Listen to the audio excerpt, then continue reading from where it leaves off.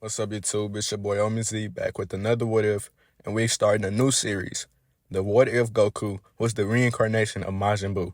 Shout out to the subscribers that recommended this What If for me at the beginning of my journey, and I hope you guys really enjoy this one, and like, comment, subscribe if you do and want more.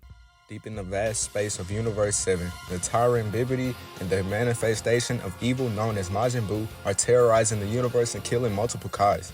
The Kais are doing everything that they can to try to defeat Majin Buu, but it just isn't enough. Supreme Kai pleads to Lord Beerus to take care of Majin Buu before he reaches him and kills him also. Beerus groans, and he tries to brush off Supreme Kai, but Whis reminds Beerus that if the Supreme Kai dies, then he'll die also, then he'll be replaced. Frustrated, Beerus screams and he glares at Supreme Kai. Whis, take me to him.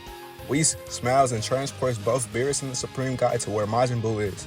When the trio arrives to the desolated planet, they look around and see nothing but destruction and dead residents. Beerus groans. The Supreme Kai looks around and he starts to fly around the planet until he sees Majin Buu. The Supreme Kai then teleports back to where Beerus and Whis are, and he tells them the location of Buu, and they all head directly towards him. When Beerus sees Majin Buu, he glares at the Supreme Kai. Is this the fat blob causing all this chaos? Bibidi turns his head and he looks confused upon seeing Beerus and Whis. But when he sees the Supreme Kai, an evil smile appears on his face. I don't know who you two are, but since you're with the Kai, you'll die alongside him. Buu, get them! Majin Buu claps his hands and he screams that he's going to turn them into candy, and he rushes directly towards the Supreme Kai. But Beerus teleports in front of the Supreme Kai and catches Majin Buu straight. Buu would try to strike Beerus with the hand that he has free so that Beerus could let him go, but this attack is blocked by the Destroyer. Buu begins to throw a barrage of kicks and punches at Beerus, but none of them would connect because the Destroyer blocked every one of them. Beerus slaps Buu to the ground, and Buu gets up slightly irritated because that really hurt. Buu would try to rush towards Beerus once again, but he would end up getting the same result, being sent flying back to the ground. This time, Beerus follows up with a kick to Buu's stomach. Buu starts to cough up blood, and he stands up, and steam shoots from out of his head, and he splits into two. Evil Buu and Fat Buu would then begin to argue, and Evil Buu absorbs Fat Buu and transforms into Super Buu. Beerus watches this with a blank expression, and Bibidi is terrified because Beerus is beating Majin Buu, but no effort. Super Buu looks at Beerus, and he smiles because he's much more powerful now. Bibidi starts to grant Majin Buu more power, and pink lightning begins to crackle around Majin Buu's body. Buu begins to charge up more of his power, and Beerus raises an eyebrow at this. Maybe you aren't a complete bore. Buu blitzes towards Beerus with great speeds and lands a blow on Beerus' face. This attack sends Beerus' body flying, and Buu rushes towards him, then slams his hands into Beerus' stomach, sending him crashing into the ground. Bibidi begins to laugh. You're finished now. Majin Buu continued to grow stronger with my help. Buu rockets down towards the ground to punch Beerus one more time, but when his fist meets the ground, Beerus wasn't there anymore. Then start to look around the area to see where Beerus is, but he can't find him. Buu starts to think to himself, since he can't find Beerus, he'll decide to lure him out. Buu raises his hand and he begins to fire the extinction attack like the one he did in the original. Whis lets out a little giggle, and he even has to dodge out of the way of some of the attacks. The Supreme Kai has to do the same. Beerus watches Buu from high in the sky while Buu does all of this, and to his surprise, Buu looks up at him. I found you. Buu directs all his blasts towards Beerus, and Beerus swats away each one of them. Buu then flies towards Beerus, and the two begin to clash. Whis notices that Buu is able to find Beerus, and he finds this very interesting, because Buu could possibly have God Ki inside of him because of the Kais. During the battle with Buu and Beerus, a chunk of Buu's body was knocked off of him, and it slowly crept up behind Bibidi. But nobody would notice this besides Whis. Buu's obviously losing the battle, and this irritates him, because he never seems to get the upper hand on Beerus. Beerus strikes Buu in his gut and grabs his face and throws him to the ground. Buu struggles to get back up, and he starts to breathe heavily. He looks up angrily at Beerus, and he tells him that he's not going to lose to him. He will not beat him. The chunk of Buu's body creeps up behind Bibidi and consumes him, and the piece flies back to Majin Buu's body. Buu begins to laugh crazily as an orange coat grows around his body and his white pants turns dark blue. Even though Majin Buu did in fact absorb Bibidi, he isn't that powerful, so he had to use his magic on himself to increase his power even more. Buu raises his hand and he charges up a large pink death ball and sends it towards Beerus. As the huge orb approaches Beerus, he begins to grow extremely happy because this fight is becoming even more fun. Beerus catches Majin Buu's attack and he sends it right back towards him. Buu slices the attack in half, then he teleports in front of Beerus and freezes him with his magic. Buu proceeds to strike Beerus over a dozen times while he's stuck. The seconds after Beerus gains his freedom, he strikes Majin Buu in his face, but Majin Buu counters with a punch of his own. Supreme Kai tells Whis that it looks like Beerus is really enjoying himself, and Whis agrees. Buu clones himself 9 10 times, making the fight become a 10 versus 1. Buu will order 5 of his clones to rush towards Beerus to attack him, and the other 4 stay in the sky and blast him with ki attacks. The original Majin Buu maxes his presence and just watches the fight. Beerus admits to Majin Buu that this technique is a good one, but then he quickly destroys the 5 fighting him, then the other 4 in the sky that's blasting him. Beerus then tells the original Majin Buu to come out of hiding, and then a pink blob appears behind him. The Supreme Kai screams out for Beerus to watch out, but it's already too late, because the pink blob has covered his entire body. He starts to laugh loudly. "You've lost. Now all your power is going to be mine." The Supreme Kai falls to his knees, and he drops his head. It's all over. The universe is going to be destroyed. Buu starts to laugh, and Whis grins. Well, this fight is finna be over soon. The sky turns black, and the blob around Beerus starts to glow purple. Then it completely disintegrates. Beerus' destructive aura appears around his body, and he looks completely furious. The Supreme Kai looks up upon feeling Beerus' power, and his entire expression changes, and his hope has returned. Buu stops laughing, and he steps back out of fear, and he asks Beerus what is he? Before Buu could even spat out another word, Beerus blitzes in front of him and smashes his fist into his face. Buu's body is sent flying through multiple mountains, and when he's finished crashing into things, Beerus appears in front of him and raises his hand to Buu's face. "I'm Beerus, the destroyer of this universe. Now die." Before Beerus could destroy him, the Supreme Kai screams out to Beerus not to do it, because Buu has Kais inside of him, and if he Hakai's Buu, then they all be destroyed as well. Super Buu begins to laugh, and he tells Beerus that now he can't get rid of him, and this angers Beerus even more. So he just decides to shoot a large ki wave at Buu's body that disintegrates him and kills him instantly. The Supreme Kai lets out a sigh of relief upon seeing that Beerus didn't Hakai Buu, and he says under his breath that hopefully Majin Buu could come back as a better person one day. Whis looks at the Supreme Kai, and he tells him that he hopes so also. Unknowingly to them, their request has reached the afterlife, and King Yama has heard them say this. Many years later, age 737, when baby Goku was born, the pink aura would randomly resonate around his body at times. Both of his parents would be oblivious about this happening until one day they will be able to see this strange occurrence happens around Goku's body. They will become really confused because no Saiyan child has ever done this before. They would try to think to themselves, why does this keep happening? But they would never come with the conclusion because Kakarot's power is so low, but it wouldn't matter to them. They would both think that their son would have a bright future. Brock still would have to send Goku off the planet due to having suspicion of Frieza destroying the planet. Goku's ship flies throughout space, then lands on Earth and crashes into Mount Paozu. A bright light shines from Goku's space pod, and Grandpa Gohan runs over to see what this could be. But to his surprise, he would only see a crying baby. Grandpa Gohan grabs Goku out of the space pod, and Goku becomes really rowdy. Gohan laughs and tries to calm the baby down, but Goku gets even more rowdy, and a pink glow would appear around his body once again. Goku begins to cry, and the area begins to shake. Grandpa Gohan starts to sweat heavily because he realizes that the glow was coming from Goku. Grandpa Gohan would try to calm Goku down even harder, and as the days go on, he decides to name Goku Goku. Grandpa Gohan would consistently have trouble trying to get Goku under control, and it's even harder when his power starts to go on the fritz. Kami would eventually catch wind of Goku's power, and he plans to go down to meet the pair. Gohan and Goku would be walking across a mountainside, and Kami would appear next to them. Kami introduces himself to Gohan, and Gohan is shocked because he's actually meeting someone of Kami's caliber. Kami examines Goku, and he actually feels that Goku could become a threat in the future. But he tries to look on the bright side, because Goku is an alien just like him. Goku begins to get rowdy once again, and this time he actually falls out of Grandpa Gohan's arms. Both Kami and Gohan would try to catch Goku, but it's too late. Goku has already bumped his head. Both Kami and Gohan rushes down to see if Goku's okay, and Goku rubs his head, and his entire demeanor switches. The wild child that Goku once was becomes a fragment of the past, but this head injury would have woken up something inside of Goku, and a devilish smile forms across Majin Buu's face, and it declares that he'll never lose again. As Goku grows up, Gohan would train him in martial arts, and Kami would watch him from above the lookout. Goku actually picks up on the techniques that Gohan shows him pretty quickly. Grandpa Gohan would be surprised about how much Goku has grown in this little time, and he actually thinks to himself that he should allow Roshi to train him as well. The night when Goku transforms into a great ape, Gohan will be able to tame him, and he actually reverts back to his base form. Gohan tells Goku not to ever look at the moon again, but the voice inside Goku's head eventually makes him do it again, leading to Gohan's death. When the moon disappears, Majin Buu laughs loudly in Goku's head as he reverts back to his base form. Goku scratches his head, and he actually has a headache. Goku now lives alone, but he isn't completely in solitary because Kami still comes down and check on him here and there. Goku Goku even continues his training, and this makes Buu very interested in a young child. The Goku and Bulma incident still happens, and they go on and search for the Dragon Balls. When they come across Yamcha, Goku completely evades every attack that Yamcha throws, and when Yamcha decides to use his Wolf Fang Fist, Goku watches him in amazement. Goku asks Yamcha could he try that also? Yamcha begins to smirk, and he tells Goku that he'll never be able to learn what he's doing now. But to his surprise, Goku positions himself into the same stance that Yamcha just used, and a pink aura appears around his body. Yamcha begins to sweat heavily, and then commences his attack on Goku. Goku rushes towards Yamcha, and the two begin to trade blows. Goku knocks Yamcha out, and he dusts off his clothes. When Goku meets Master Roshi, Roshi quickly learns that Goku is very special, just as Gohan told him.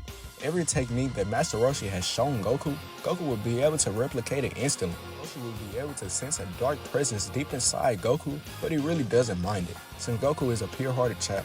When the day comes that Goku fights the Pilaf gang, it's actually kind of tough for him, but when he sees that his friends could be at risk of dying, it gets him very angry, and his power rises up to about 500. Then he quickly proceeds to defeat most of Pilaf's gang. As the fight went on, Goku would actually begin to get very hungry, and he would try to use this move that he's seen in his dream a few times. Instead of turning everyone into candy, he tries to turn them into a huge fish. Upon consuming them, Goku gains their power, so his power increases, but not by a large margin, because they are fairly weak. Upon seeing this, most of Pilaf's gang begins to run alongside him out of fear of Goku's power.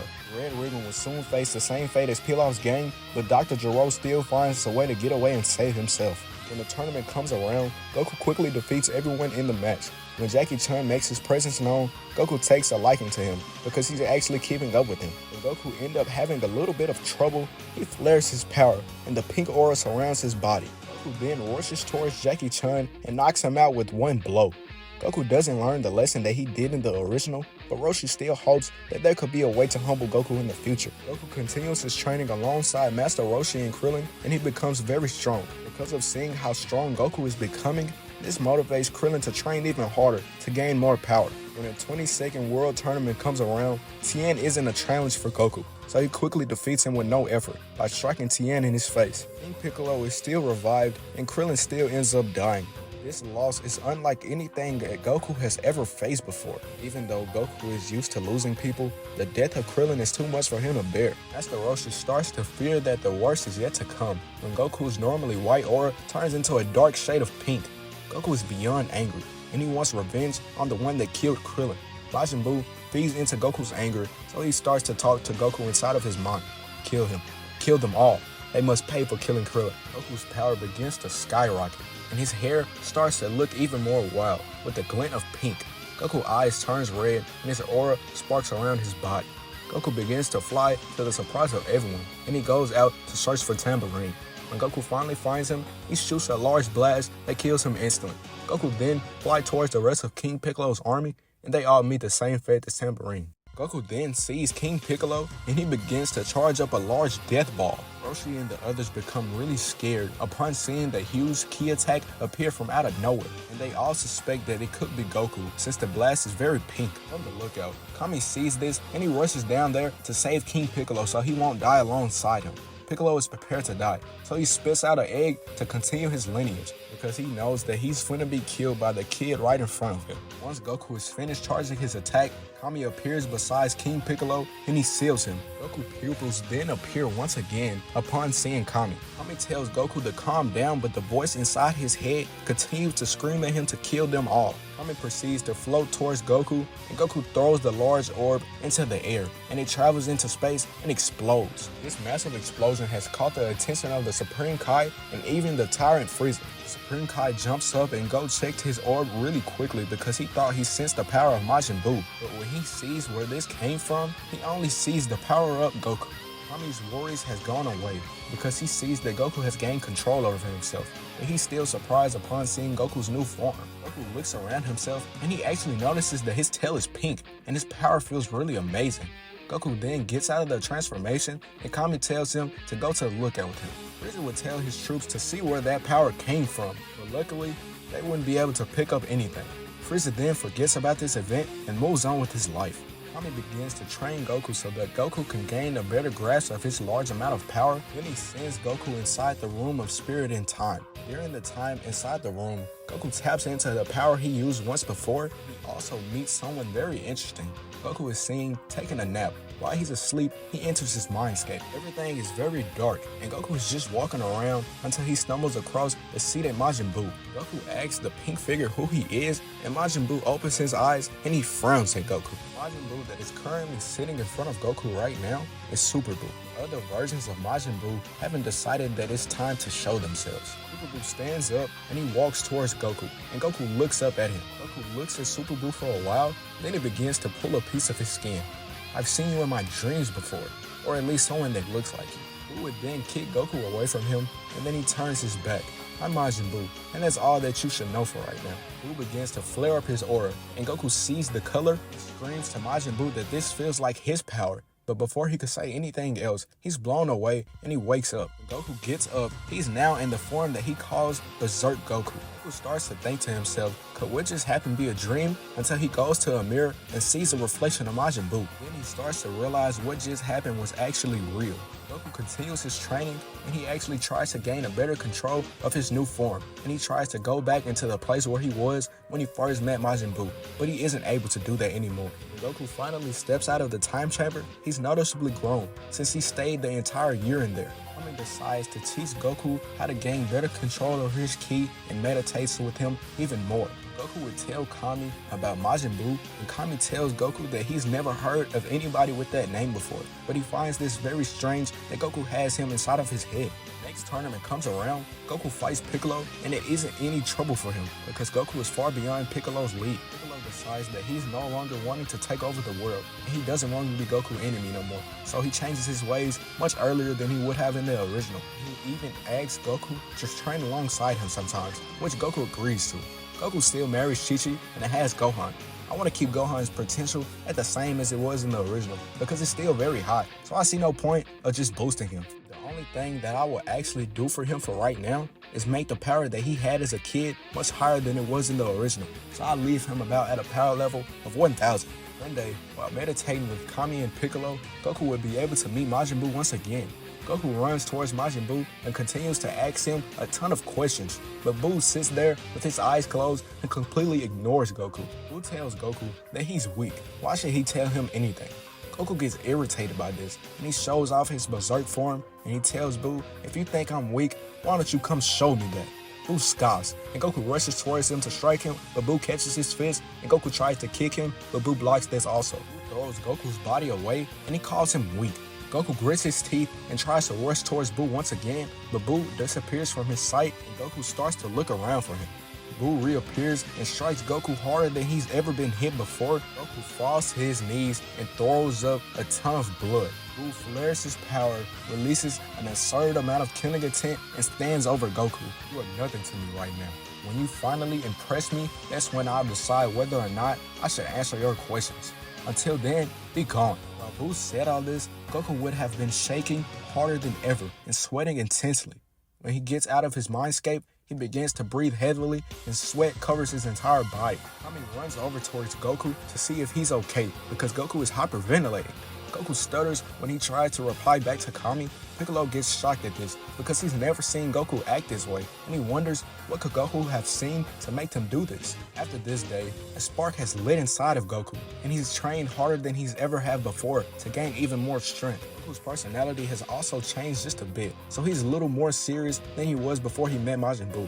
When Raditz arrives to Earth and introduces himself as Goku's brother and tries to kidnap Gohan, Goku instantly goes into attack mode, and he blears towards Raditz and punches a hole through his chest. Raditz's lifeless body falls to the ground, and Goku shoots a ki attack at it, disintegrating it instantly. Piccolo watches this from above, and he thinks to himself that Goku has really changed. Goku walks over to the space pod of Raditz and he grabs Gohan out of it, and Bulma walks over to grab Raditz's scouter to listen to the voice coming from it. Vegeta says that he's coming to Earth, and Bulma tells him to bring it on. Goku will defeat him, just like he did with Raditz. Goku holds Gohan in his arms, and he narrows his eyes up at Piccolo. You should really train more. Those other guys could possibly be too strong for you to handle. Piccolo takes heed of what Goku said, and the humans even decide to train as well. Krillin asks Goku could he train alongside him, but Goku completely zoned out. Krillin tries to repeat his question, and this time, he catches Goku's attention. If you can handle this attack, then I'll gladly allow you to train with me. Goku's eyes changes from black to red. as he charges up the attack to shoot at Krillin. Lightning begins to crackle around Goku's hand as the blast charges up. Krillin screams never mind before Goku could shoot the blast. Goku starts to laugh, and he tells Krillin he wasn't actually going to blast him, but for right now, he can't train with him because he's only planning on training Gohan. Krillin starts to fake laugh, and he tells Goku he's glad he didn't actually do it, and he understands that he's going to train his son. Goku tells everyone bye, then he flies away. The smile that Goku has on his face once he leaves turns into a frown, and his eyes shine red. Roshi starts to think to himself that the dark presence in Goku felt a little stronger than when he was younger.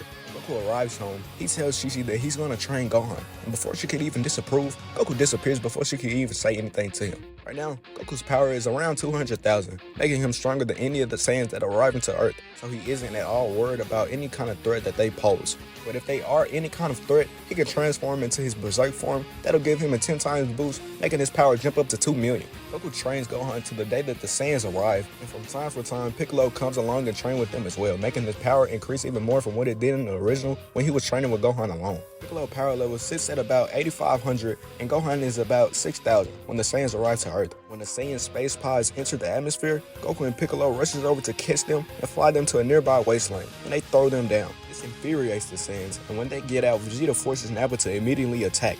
To them, Goku and Piccolo don't seem very strong because their power is suppressed, so when Nappa rushes at Goku, he doesn't expect his attack to be dodged. Nappa would try to swing at Goku once again, but Piccolo catches his hand and he throws him.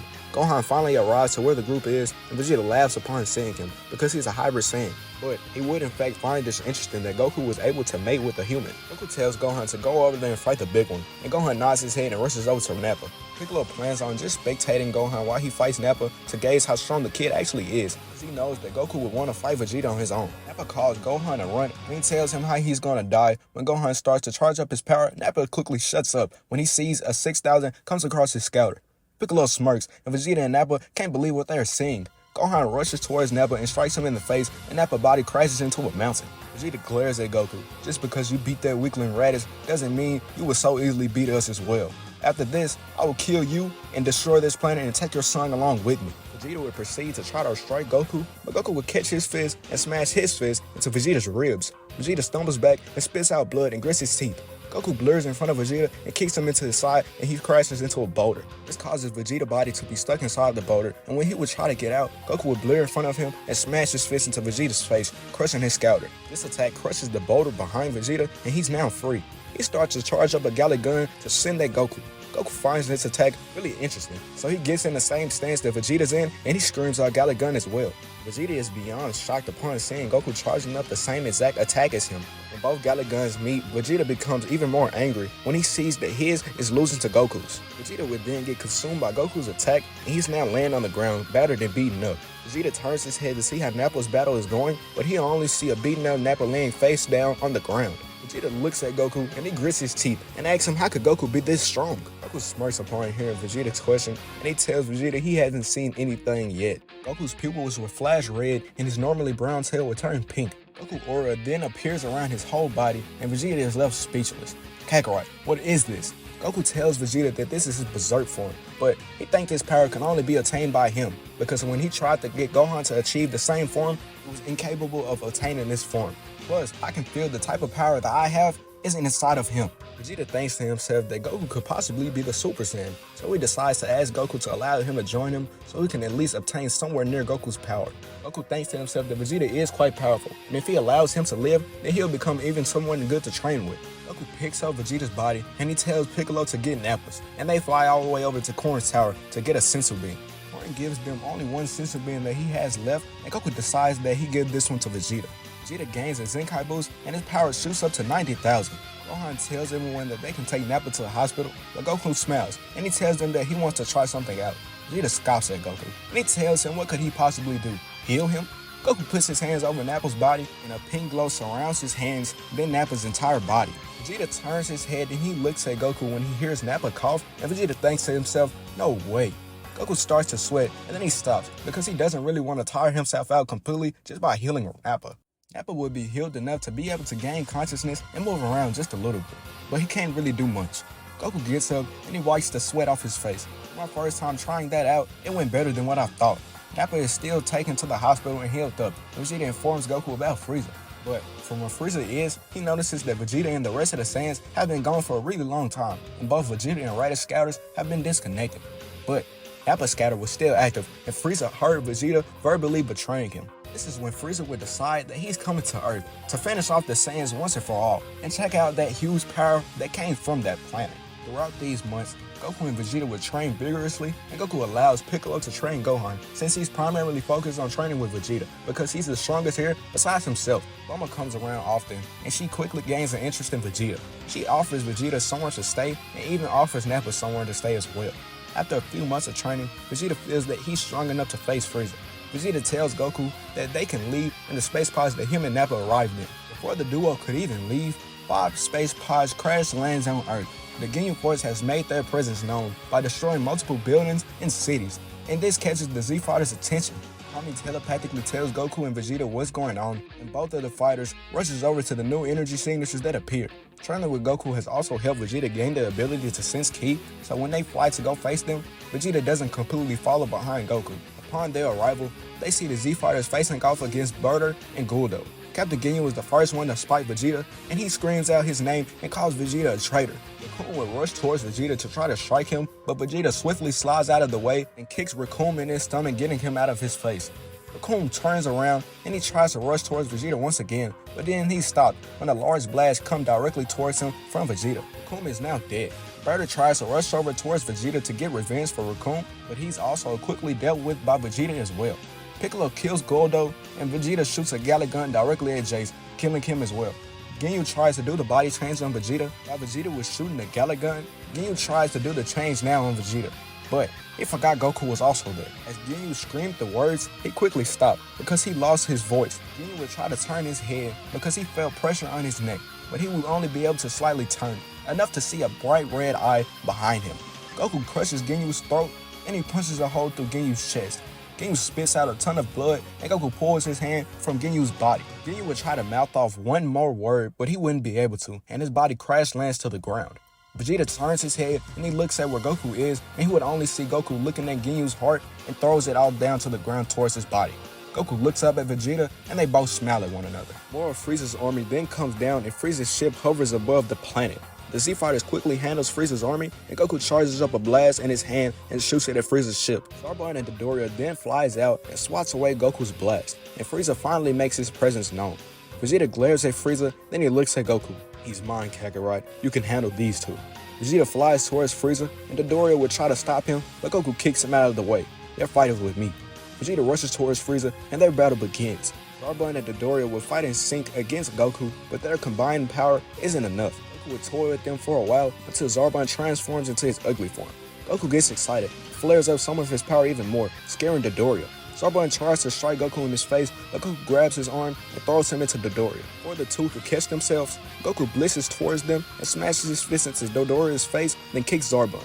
Goku looks at Zarbon and he tells him that he's gonna kill him first, then Pinky. Zarbon grits his teeth, then he lets out a scream and tells Goku that he won't lose to him. Zarbon begins to charge up his strongest attack, and Goku smirks and begins copying the attack that Zarbon is charging up. Goku will release the blast the same time as Zarbon would shoot his. Zarbon's attack would be no match for Goku's. Zarbon is then consumed by Goku's attack, and he's finally killed. Goku would direct his attention towards Dodoria, and he stutters back in fear. Dodoria tries to plead with Goku to allow him to join him to defeat Frieza, but Goku just stares at him and doesn't say anything. Dodoria would try to continue to plead with Goku to allow him to join him, but Goku doesn't seem to care. Goku begins flying towards Dodoria slowly, and Dodoria starts to fly away, screaming for Frieza to help him. Every time Dodoria looks back, Goku is seemingly getting closer to him, and closer, until he flies into somebody. Dodoria turns around to see who he bumped into. He turns and meets the gaze of Goku's red eyes. Dodoria will try to fly the opposite direction, but he's met by a blast that turns him into a huge fish. Goku consumes the fish and gains his power. Dodoria's power wasn't very high, so it wasn't that much for Goku, but it did replenish his stamina and give Goku a little boost in power. With Vegeta facing off against Frieza, it would go a little bit differently, but Vegeta would still end up losing to Frieza once he transforms into his final form. Before Frieza could kill Vegeta, Nappa flew in and struck Frieza in his face.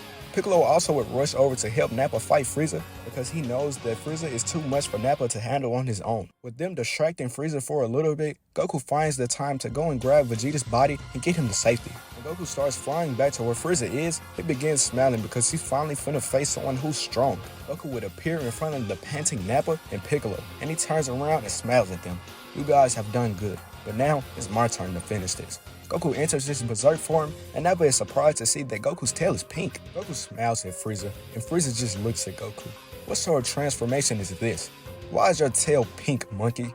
Goku charges up more of his power, and Frieza steps back, and he stops talking. Because of the training Goku did with Vegeta, Goku's base power level is about at 6.5 million. And when he transforms into his berserk form, it'll leave him at a whopping 65 million. Goku blitzes towards Frieza and strikes him in his stomach. Frieza coughs up spit and he grits his teeth and strikes Goku in his face. Frieza and Goku begin to clash, and slowly, Frieza would gain the upper hand on Goku, but Goku isn't seen to be bothered by this, because he is giving Frieza a hard time. After a while of fighting Goku, Frieza becomes really irritated because Goku is keeping up with him.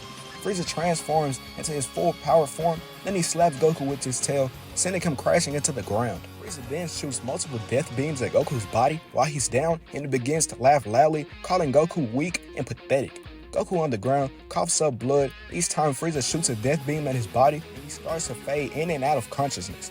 Majin Buu's voice starts to ring in Goku's ears. Weak, pathetic, unworthy, disappointment, failure. I would never ever be impressed by you. The boiling rage starts to fill up inside of Goku. Each time that he hears those words on repeat, Piccolo and Nappa rushes over to try to save Goku and fight off Frieza, but Frieza would quickly shoot both of them in their heart with death beams, killing them instantly. Gohan flies over to try to fight Frieza as well. When Frieza prepares to shoot him with another death beam, bright goldish pinkish light shoots up into the air, and a loud scream comes from when Goku's body just was. Both Frieza and Gohan turns their head and they see an enraged Goku. Goku has just now entered his Super Saiyan form, but this version of Super Saiyan isn't the same as the original Super Saiyan counterpart. The holes that was just in Goku's body quickly healed, and now they're not there anymore. And instead of the teal pupils that the original Super Saiyan would have, Goku's pupils would be red. When Goku starts to look around, he would see the dead bodies of both Nappa and Piccolo, and the voices in his head starts to come back. This would enrage Goku even more, and he starts to scream out loud and hold his head. Goku's left sclera completely turns black. For those who doesn't know what a sclera is, it's the white outside your pupils. Goku would tell Gohan to leave while he still has a little bit control over himself, and when Gohan leaves, he looks at Frieza completely enraged. Frieza steps back in fear because Goku's power feels like a devil's. Goku K9 teeth starts to grow even longer, and his Super Saiyan aura starts to turn pink a little bit more. Goku blitzes towards Frieza and strikes him in his face. Frieza's body is sent flying, and Goku appears next to him and kicks him in his side, crushing some of his ribs. Goku then blitzes toward Frieza once again, but this time he grabs his head and lifts him up and starts to squeeze it. Goku punches a hole through Frieza's stomach. Then he rips off both of his arms. Frieza begins to scream in agony, and Goku starts to laugh. Your power is going to taste amazing. Goku transforms Frieza into a huge slab of meat, and he begins to eat him instantly. Goku is done eating, he holds out both of his hands, and a purple electricity starts to crackle around his body. His power feels amazing.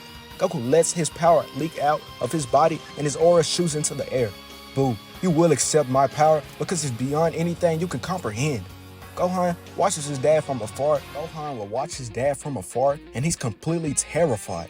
Gohan calls out to his father, and Goku looks at him, then rushes towards him. Master Roshi screams for Gohan to move, but Gohan just stands there crying. Before Goku could even touch Gohan, he pulls his arm back and begins screaming. Gohan would then hug Goku, and Goku would gain full control over himself. Goku's sclera would then turn white once again. Super Buu laughs inside of Goku's head, and he says Goku is really getting close to meeting him. Unknowingly to everyone, two figures were watching the entire fight from afar, and when Goku finally gains control over himself, they approach him. And Goku is very surprised when he sees one another. Goku's eyes widen. Gohan, is that you? Kid Gohan looks at his older counterpart, and he's completely speechless.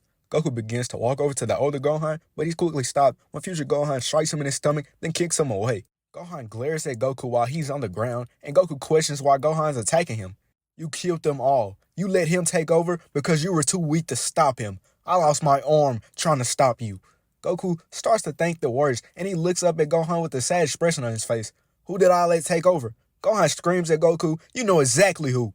The only being that comes to Goku's mind is Majin Buu. From inside Goku's head, Majin Buu begins to laugh loudly. So that's what he's going to do in the future. Gohan walks over to Goku and he picks him up by his shirt, and Trunks walks over to him and he grabs his shoulder. Gohan, calm down. This isn't what we came here for. Gohan grits his teeth, then he unhands Goku and he turns his back. You have to control your rage, father, or else it'll consume you. Tears begin to fall from Goku's eyes and he tells Gohan he's sorry. Trunks walks over to Goku and he informs him about the androids that are coming in a few years from now. When Gohan gets in the time machine, Goku screams out to him that he's going to change everything. Future Gohan sheds a tear and he nods his head, then returns back to the future. In their timeline, Goku has completely lost it. Goku has become the new manifestation of evil, and his soul inside him, Majin Buu's soul, fuels his rage, making him even more evil. I'm having a hard time deciding whether or not I should call that Goku Kakarot or just Goku. It'd be really helpful if I had you guys' opinion on whether or not I should call him either or. But back to the story. Kid Gohan tells Goku that they should revive Piccolo and Nappa because they're going to be a huge help fighting against the androids. But Goku tells Gohan that they can't revive him with the Earth Dragon Balls because Kami has also died. Since Frieza was eaten by Goku, his memories were transferred to Goku alongside his powers. With that being said, Goku gained a memory of Frieza's about the wishing orbs on planet Namek. Goku decides that he's going to follow his gut and at least go and try to see if the rumor was actually real. Goku and Gohan would fly back to their home, and Chi-Chi rushes over to them once they walk into the house because they are all beaten up. Hours later, Goku flies over to Master Roshi's house and he informs everyone there about the threats that are coming in the future. Then he flies over to Capsule Corp to meet with Vegeta. Goku informs Vegeta about the death of Frieza and about the androids. Oh, I've gained this also. Goku transforms into a Super Saiyan, and Vegeta immediately asks Goku to help him achieve that form. Goku tells Vegeta that he's going to a planet named Namek, and if he wants to achieve Super Saiyan, he should come along with him. Vegeta questions how Gohan would make it there also, and Goku smirks. With Frieza's ship, of course. A few minutes later, Goku is seen carrying Frieza's ship to Capsule Corp, and Bulma and Dr. Breeze begin working on it to build a gravity chamber inside of it so that the Saiyans can have something to train inside of while they're flying throughout space. Once the modifications are finished, the trio flies out to Namek. Because of the Zenkai boost that Vegeta gained after fighting Frieza, he's gained so much power to the point where he easily could access Super Saiyan once he trained a little bit more. When Vegeta finally accesses the form, he notices that his form isn't like Goku's. The power doesn't even feel the same, and it also doesn't even look the same. But Vegeta wouldn't ponder on this for a long time because he stopped trying to compare himself with Goku a long time ago, because Goku is just a complete freak of nature. Gohan would even impress Goku with his training because he's training even harder than he ever was before. Gohan became even more motivated to gain more strength so he could also help alter the future. He would even obtain the Super Saiyan form shortly after Vegeta, and they would both notice that Gohan form isn't like Goku's either. Goku meditates most of the time he's traveling, so he puts himself in the clear mind space where he could actually speak to Majin Buu and hold himself together so his power won't consume him. And because of this, Gohan and Vegeta will end up training with each other very often. It feels better for both of them to train with each other because their power is sort of the same. Gohan quickly takes an interest in Vegeta because of the way he fights, and Vegeta also takes an interest in Gohan's potential. Goku eventually reaches Majin Buu, and when he sees him, he screams his name. Goku then walks up to Majin Buu. Then Majin Buu gets up from his seated position, and he looks down at Goku. Majin Buu will smirk upon seeing Goku, and Goku grits his teeth. Who is Kid Buu? Majin Buu attempts to strike Goku in his stomach, but Goku catches his fist. As this happened, neither of them would break eye contact, and Buu burst out laughing. Okay, Goku. I'll tell you once you want to know, and I'll even tell you more. Super Buu begins telling Goku his origin and the origin of Kid Buu and the evil wizard Babidi. Goku questions how did Buu even get inside of him, and Super Buu tells him because him and Goku are one and the same. Buu begins to laugh loudly, and Goku questions this. You are the reincarnation of Majin Buu, so within you are all forms of Buu. That's why you constantly have dreams of my memories, or of our memories. The power that you have is a mixture of both of ours combined. Goku finally understands everything. Everything starts to make sense to him, why he's so much stronger than everyone else, and why he grows at a different rate. Since we one and the same, why didn't you accept me when I was younger? Why couldn't you just be there for me my whole life?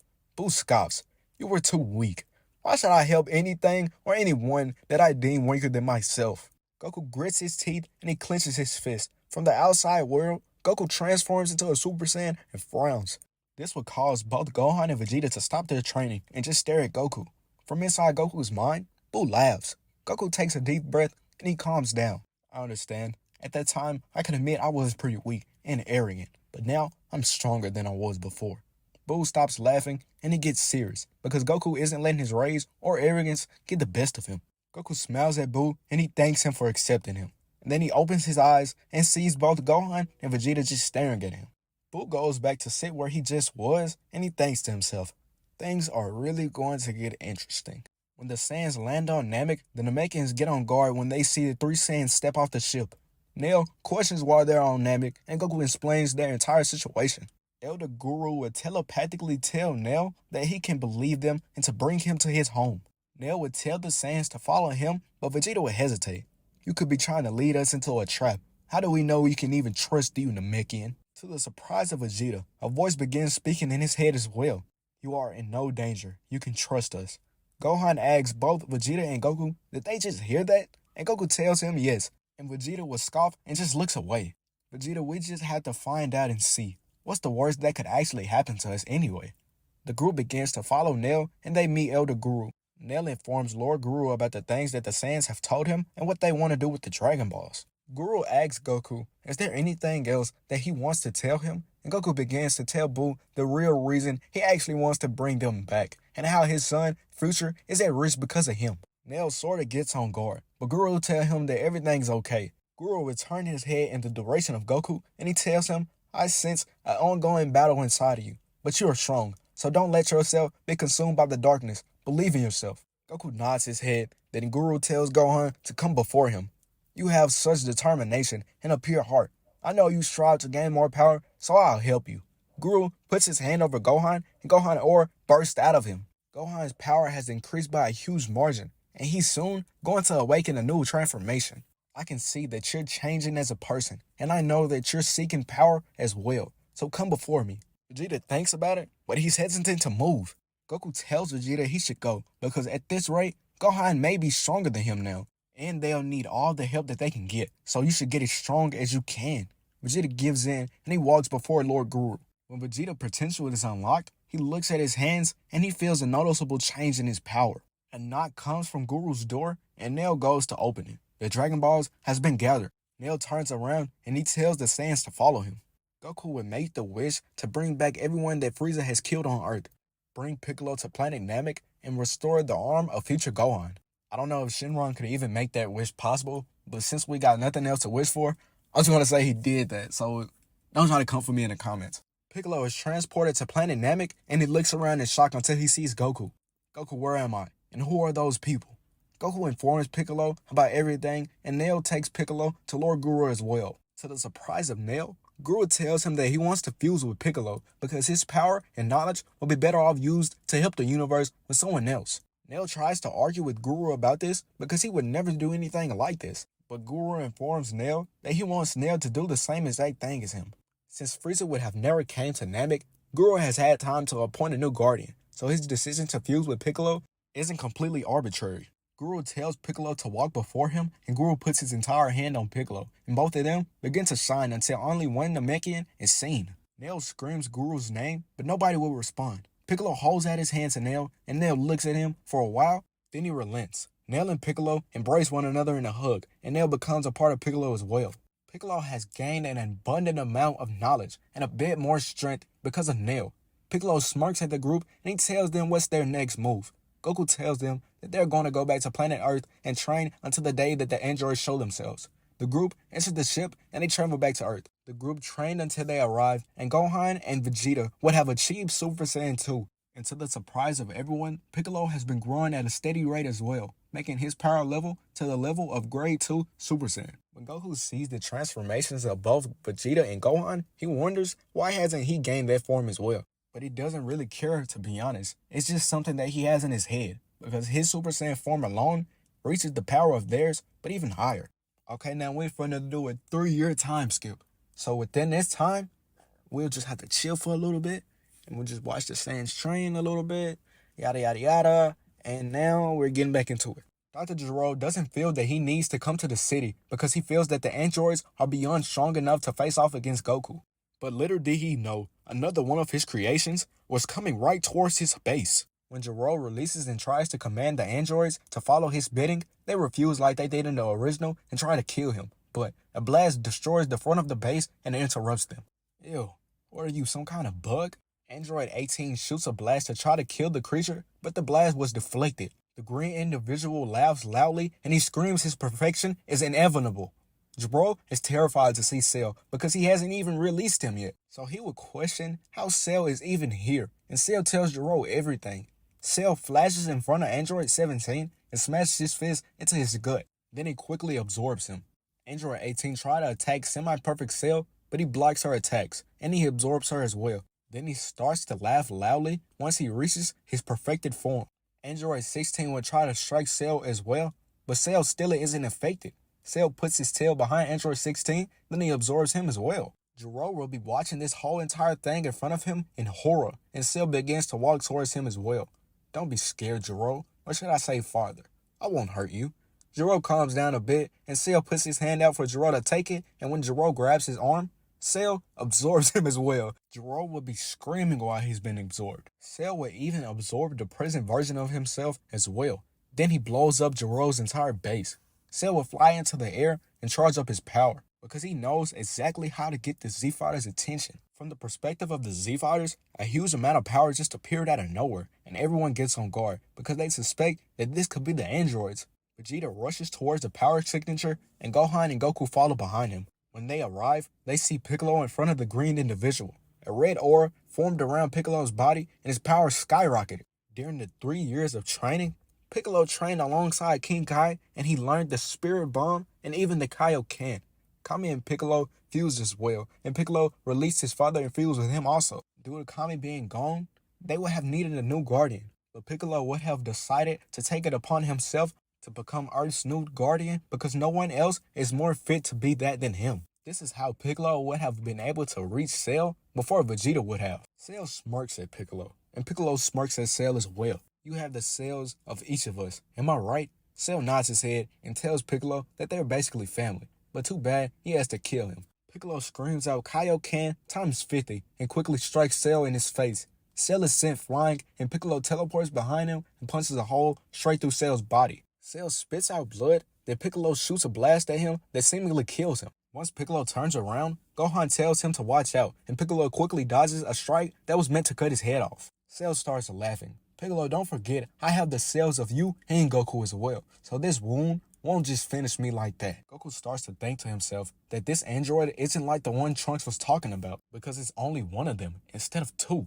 Goku screams out to Cell to ask him what and who is he. Cell introduces himself, and he tells everyone how he became perfect. Vegeta transforms into a Super Saiyan 2 and blitzes towards Cell. Cell's pupils flashes red, and he blocks Vegeta's attack. Vegeta would then land a kick on Cell, sending him crashing into the ground. He then starts to shoot a barrage of key attacks towards Cell, but this doesn't stop the bio-android because he appears right behind Vegeta and strikes him in his head. Gohan would transform into a Super Saiyan 2 and rush towards Cell and kick him in his stomach, sending him flying through the clouds. Piccolo teleports where Cell would be, and he catches him by his head and flies full speed into the ground. Piccolo moves out of the way enough for Goku to come crashing into Cell's body with his fist. Cell starts to cough up blood, and Goku would continue to hit him until Cell catches his fist and begins squeezing it. Cell lets out a scream, and the Z-Fighters are pushed away. Cell spits out blood again, then he goes straight for Goku. But sadly, Vegeta and Gohan would catch him before he could even reach Goku, and Piccolo would teleport by them and smash his fist into Cell's ribs. Krillin and the other Z-Fighters would have finally arrived, and Goku would scream for Krillin to do it. Everyone would close their eyes as Krillin screams Solar Flare times 20. The humans would form all their strongest attacks, and the Saiyans would charge up theirs, and they would launch it towards Cell. Cell is seemingly destroyed, and Nappa would arrive. Well, you finally decided to show up. You sadly missed everything, Nappa, you lazy bum. Everyone would begin laughing at Nappa, and Nappa scratches his head and apologizes to Vegeta. Nappa is really enjoying his time on Earth. It isn't anything like he's really have done before because he's not always on guard, he's not always on missions. He's just chilling right now, and he's really enjoying that. The Z-Fighters would talk for a bit until a hand is pierced through Nappa's chest. Blood begins pouring out of Nappa's mouth, and Vegeta's eyes is widened. Playtime is over. You all have done enough. I let you fight for way too long. Now it's time to die. When Nappa's body hits the ground, Vegeta completely loses it. Vegeta lets out a loud scream, and lightning begins crackling around his entire body. You will pay for this. You will pay for what you have done. Vegeta's hair begins to grow past his waist, and his eyebrows disappear. Standing before Cell right now is an enraged Super Saiyan 3 Vegeta. Vegeta blitzes towards Cell and strikes him in his chest, then kicks him into the air. Vegeta flies full speed towards Cell and continues punching him, sending Cell higher and higher. Cell grits his teeth because he's actually taking damage from Vegeta. Cell would try to counter one of Vegeta's attack with a blow of his own. But this blow wouldn't be able to stop Vegeta because he would strike Cell with one of his own after he was hit. Cell starts to get angry and he screams out that that's enough. Vegeta would try to strike Cell once again, but Cell would smack him, sending him crashing into the ground. This is becoming really annoying, and I'm tired of holding back. Goku, you're gonna really like this. I'm going to do something that you're too scared to do. Cell begins charging up his power, and the sky turns completely black. His green and black skin turns black and pink, and a pink aura shines around Cell's entire body. The Z-Fighters are terrified upon seeing Cell's new power, and Vegeta has finally come back to his senses after feeling this power. Cell would shoot 3 death beams towards Vegeta, but Vegeta would block them. Vegeta would try to say something to Cell, but before he could even spit out a word, his mouth is covered by the hand of Cell. Don't say anything else. Cell clenches Vegeta's face and smashes his head into the ground. Cell would have done this hard enough to knock Vegeta out, and as he assumed, Vegeta is out cold. Cell gets up, then he puts his foot on top of Vegeta's body and he looks at Goku. Piccolo and the others would try to rush towards Cell to attack him, but Goku would stop them and tell them no. It's his turn to finally face Cell. Goku transforms into a Super Saiyan, then he walks up in front of Cell, and Cell would look down at him and smirk, but Goku would only have a straight face. Get your foot off of him, Cell. Cell lifts his foot and attempts to kick Vegeta's body, but Goku catches his foot and grabs Vegeta. Piccolo, get him somewhere safe. Cell moves his foot from Goku's hands, then he attempts to kick him, but Goku blocks the attack. Goku swings at Cell, then Cell does the same, meeting his attack with his own, sending a shockwave across the battlefield. Both fighters would then begin to clash, and Cell would constantly mock Goku about being scared to show his own power. Cell punches Goku in his face, then he kicks him in his stomach, sending him crashing into the ground. Get angry, Goku. Let that power of yours consume you, like it did when you fought Frieza. Goku ignores Cell, then rushes back towards him. Cell power is steadily increasing, so Goku wouldn't be able to actually hurt Cell. Cell would begin to repeatedly strike Goku. From everyone else's perspective, Goku is going to be killed. Gohan screams for his dad, and he tries to rush in to help him, but Goku screams for Gohan to stay where he is. Goku spits out blood, then he glares at Cell. I'm done playing. Goku lets out a loud scream, and lightning begins to crackle around his entire body as his hair spikes up. Cell smiles, and he tells Goku this is exactly what he's been waiting for. Goku has now entered the Super Saiyan 2 form, and he's at his full power. Goku blitzes towards Cell and strikes him in his chin, sending him crashing through boulders. Goku rushes towards Cell and begins throwing a barrage of kicks and punches. Cell will counter one of Goku's attacks with an uppercut, sending him flying into the air. Goku holds his chin and he starts to kind of laugh. Cell appears in front of Goku and punches him in his gut, causing Goku to spit up more blood. Cell grabs Goku by his hair and he throws him back down towards the ground. This isn't enough, Goku. This power of yours isn't really impressing me like I thought it would have. Cell begins to fire multiple death beams where Goku just was, and smoke and rocks begin to fly everywhere, causing Cell to be unable to see anything. Cell would form a blast to try to destroy the entire area, just because he can't see where Goku is. But before he could even throw it, he's struck in the face. Goku strikes Cell with 4 more blows in a mere second. Cell grabs Goku's hand before he could land another hit, and he tells him not to get cocky. Goku would grab the back of Cell's head, and he would drive his knee into Cell's face. Cell enhances Goku, and Goku spins around and attempts to strike Cell once again. Cell weaves the attack, and he counters Goku with the blow to his ribs. Then he would strike Goku with a critical blow to his jaw. Gohan charges up a Big Bang attack, and he fires it at where Cell just was, and Cell catches it and looks at Gohan. You should have just listened to your father, kid. Cell starts to envelop the attack with his ki, and it turns pink. Here, have it back. Goku screams at Cell to stop what he's doing, and Piccolo tries to rush over to save Gohan. The Big Bang attack would have been shot, but he wasn't shot at Gohan. It was shot in the air. Another blast would have went off the same time as the Big Bang attack would have. This attack would have been directed towards Cell's head, destroying it instantly. Your life has no purpose. Your power will be used and put to good use inside of me. A dark pink glow surrounds Cell's body and it attaches to the person behind him. Kid Gohan's eyes widen, and the present Goku is left speechless. A few seconds before this, future Gohan and Trunks had just arrived to the past, but unknowingly to them, they brought someone else with them. Both of the future Z Fighters seeing the two blasts go off, and they will fly as quickly as they can upon seeing the massive power that just surged. This power feels just like my dad, but a little more malevolent. But this doesn't make sense, because he isn't here. So how would this power even feel like his? Kakarot looks around at everyone, but when he sees himself, he flashes towards him and picks him up by his shirt. Gohan and Trunks arrive to see their greatest fear. Gohan shoots a blast towards Kakarot, but he vanishes with Goku in his hands. Gohan would scream to everyone to look where they are, but they wouldn't be able to find them because Kakarot took him and Goku to outer space, so him and Goku wouldn't be disturbed.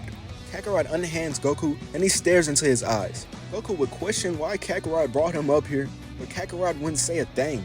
Goku clenches his fist and his power starts to flare out of him. Why did you destroy Gohan's future? Why would you do that to your own son? And everyone else, why did you kill them all? Kakarot smirks. Part of me didn't even want to do that, but the other part of me made me think that I was going to gain more power if I did cut all ties. So I gave in to my inner demons and embraced my Saiyan side alongside my Majin side. Something you should think about doing. Goku continues to let his power flare out of him, and Kakarot's sclera turns black and his pupils flashes red. You see, Goku, my power is unlike anything you've ever felt before. If I knew how great this power felt, I would have done it way earlier. Oh, and thanks to that guy that you were just fighting, well, the guy you was just losing to, my power is even greater. At this point, Goku is steaming in anger, and his power shoots out of him, and one of his sclera turns black once again like we've seen in the Frieza saga. I'm going to make you regret everything you've done. You're pathetic. You killed everyone and you even destroyed your son's life. How do you even live with yourself? Kakarot starts to laugh. You're just like me, whether you like it or not. Your eyes are exactly like mine. Goku screams to Kakarot that he's nothing like him. Goku would go in for a punch to Kakarot's face, but Kakarot would weave out of the way and kick Goku in his stomach. This kick felt beyond painful to Goku, but he grits his teeth and elbows Kakarot in his face. Kakarot would also counter this attack and he strikes Goku in his chest. Goku lets out a loud scream and his pink aura bursts out of his body even more, and his left sclera turns black. Goku blisters towards Kakarot and he strikes him in his face, then in his gut. Yes, let that rage consume you. Goku rushes towards Kakarot once again and they clash. The power that these two are letting off reaches the Angel Whis, and it's alerting the Supreme Kai, and he thinks whether or not should he step in, but Kibito Kai warns him not to, just in case one of them kills him. Kakarot laughs loudly. I told you you're just like me. I wish you could see your eyes right now. Goku would try to let out even more of his power, but he would be stopped when Kakarot slams his fist into Goku's face, then throws a barrage of kicks and punches at him. Once the two create space, Goku would attempt to create a supernova, and Kakarot would create a blast of his own. Goku throws a supernova, and Kakarot laughs. This was fun, but I'm still in my base form and I'm doing you like this. This tells me all I need to know. Kakarot screams perfect shot. Kakarot screams perfect shot, and his blast clashes into Goku's. But then, the blast goes through Goku's, causing the supernova to explode. Kakarot begins to laugh even more, and Goku stumbles back. Goku would think in his head, what did he mean by this is all he needs to know? Kakarot's hair flashes pink, and he blurs towards Goku and grabs him by his face and rockets back down towards planet Earth. To the shock of everyone, Kakarot slams Goku's head into the ground, creating a gigantic crater. Then he stands over him. I know exactly what you were thinking, so I'll go ahead and let you know. You're not worth my time just yet. Let the power consume you, then maybe you will be a challenge. But now, you're too weak, and at this rate, if we fought any longer, I'll end up killing you. So Goku, train as much as you can and harness your rage and let it consume you. And when the day comes that you feel that you're strong enough to fight me, you know where I am, and if you think it's earlier than what you expect, come to the future. But if not, I'll be back one day, and if you're not prepared, I will kill you and everyone on this planet. The Z Fighters rush towards where they are, but Kakarot lets out a loud scream and everyone is blown back. None of you are worth my time. Killing you all again would just be too kind. Kakarot looks at Kid Gohan and he smirks. Kid Gohan gets angry and he rushes towards Kakarot, but Kakarot backhands him so hard to the point where he crashes into a boulder and he passes out. See you later, sons. Kakarot flies over to the time machine and Gohan screams his name while chasing him. Future Gohan tries to shoot a blast at the time machine, but it wouldn't connect. It was too late. Kakarot has already returned to the future. Goku would say Kakarot's name, then he would pass out. Piccolo picks up Gohan, then Goku, and he tells Trunks to bring Vegeta alongside them to the lookout. Gohan would let out an angry scream because he let Kakarot get away, and he even beats himself up even more, knowing that Kakarot came back to the past because of him and gained even more power. A few hours later, Gohan tells Piccolo how they're stuck in this timeline because of Kakarot taking the time machine, and Piccolo tells him that that's actually a good thing. Maybe he's safer here. Goku, Vegeta, and Gohan has woken up. Vegeta is surprised upon seeing Trunks because he looks just like his son. Piccolo clenches his fist. He was way too strong. He made being Cell look like child's play. Vegeta would get shocked, and he would ask Goku what sort of power did he achieve if he was able to do that. I didn't do it, Vegeta. Vegeta raises an eyebrow. Then who did? Future Gohan tells Vegeta that his dad from the future was the one to do it. Well, Kakarot, did you at least fight him to gauge how strong you are compared to him? Goku clenches his fist. I did, and he's way beyond my league right now. Piccolo would ask Goku could he also do what Kakarot did to Cell? Goku would tell him yes, but not the same way that Kakarot did to him. He could only do it by transforming someone. Kid Gohan would get a flashback to when his dad absorbed Frieza, but he wouldn't say anything. We have to get strong. Stronger than we ever have before. I cannot lose to him again. Future Gohan and Trunks will feel the same way that Goku does, and everyone thinks to themselves, how would they even gain enough power to reach his level? Because they don't really even know what's his full power. While this is all happening, the Supreme Kai would think to himself that it's maybe time for him to introduce himself to Goku. Also, while Kakarot and Goku were fighting, their power even reached the Lord Beerus, causing him to twist and turn while he was sleeping. Whis would laugh. Well, Beerus, you could even feel that also. You're gonna have some real challenges when you wake up. The Supreme Kai teleports towards where the Z-Fighters are, and everyone gets on guard. Who are you? The Supreme Kai introduces himself, then he walks over to Goku and tells him that he can help him get stronger. The Supreme Kai holds out his hand for Goku to grab, and Goku shakes it. Gohan, come with me. Future Gohan walks over to Goku, but Kid Gohan goes over by Vegeta. I'm going to train with them for a while, Dad. Future Trunks will walk over to Kid Gohan and ruffle his hair. Then he would tell Gohan and Goku he wishes them the best and he hopes that they can get as strong as they can. Kid Gohan's training with Vegeta and the other Z-Fighters, Piccolo allowed them to enter the time chamber as a way to not be left behind by Goku and Future Gohan while they train with the Supreme Kai. Vegeta would go in with Trunks and Gohan would go in with Piccolo. Gohan perfects Super Saiyan 2, and he actually is on the brink to achieving Super Saiyan 3, but he decides that he doesn't want to get that power unless it's a last-ditch effort. Piccolo would push his Kaioken further than times 50 to about 400 or 500, and he utilizes his power even more. Trunks would actually be trained by Vegeta, so he actually achieves Super Saiyan 2, and he perfects Super Saiyan. Vegeta isn't as prideful as he was in the original due to the character development that he has went through in his training with the Z-Fighters and Goku. And he actually understands that Goku is at a whole nother level. After staying in the time chamber for half a year, Vegeta and Trunks walks out, and they switch partners. Trunks would go in with Piccolo, and Gohan would go in with Vegeta. On the Kai's world, Goku is the one training with the Z-Sword instead of Gohan. Goku power actually sinks in with the sword, and he actually grows stronger with it. One day, when he and Gohan would be training, they decided to see how strong the sword actually was, and like before, Goku ends up breaking it, releasing the Elder Kai. The Elder Kai will introduce himself to Goku and the others, and he feels the latent power within Goku and Gohan. Goku power feels familiar to him, but he can't quite put his finger on where he felt this energy before, until Goku transforms into a Super Saiyan 2, and his pink aura bursts out of him. Majin Buu is a Saiyan now? The Supreme Kai would tell the Elder Kai that Goku is the reincarnation of him, and he's actually good.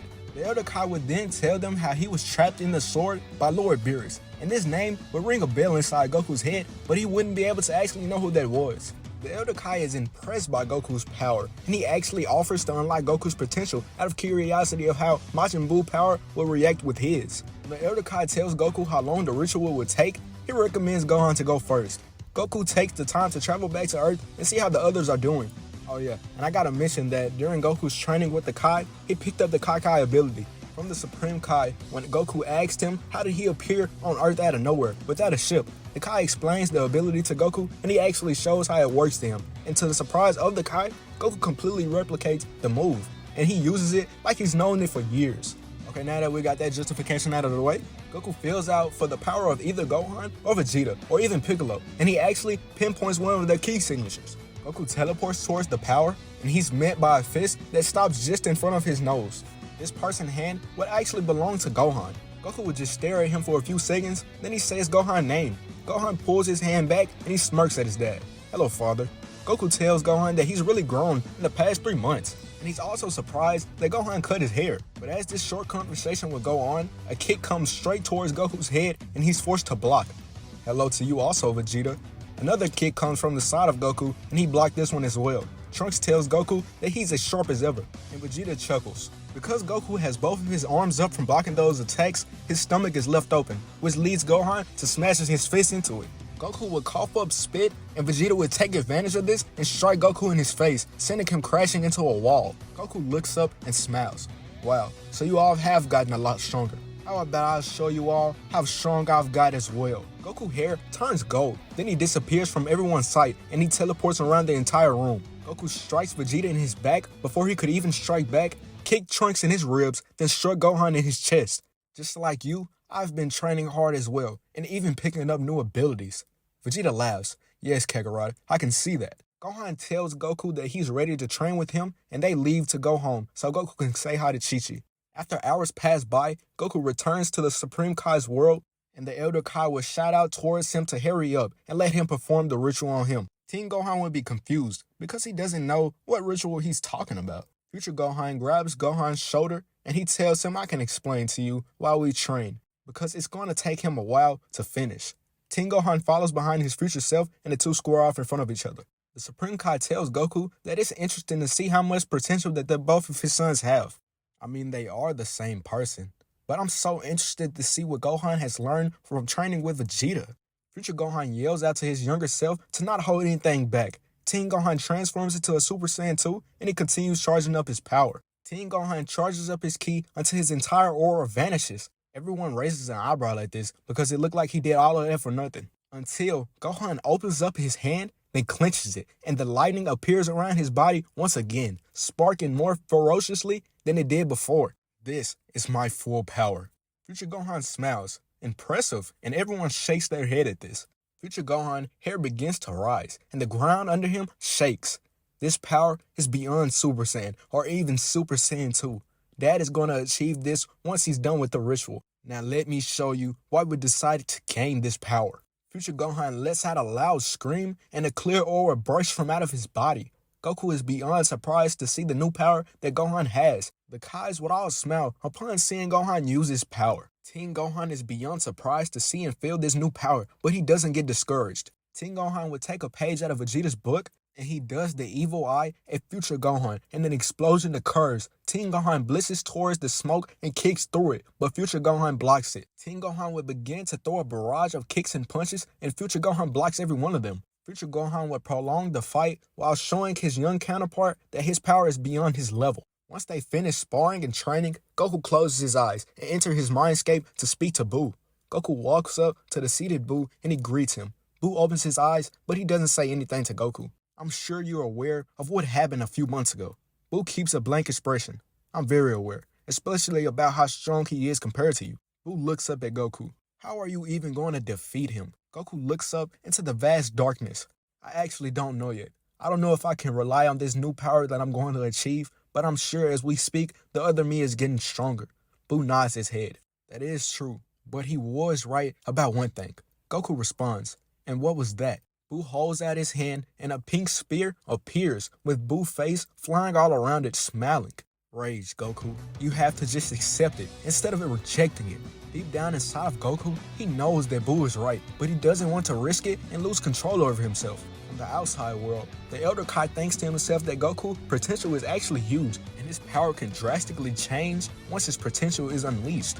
Hours later, Goku stands up, and everyone steps back away from him.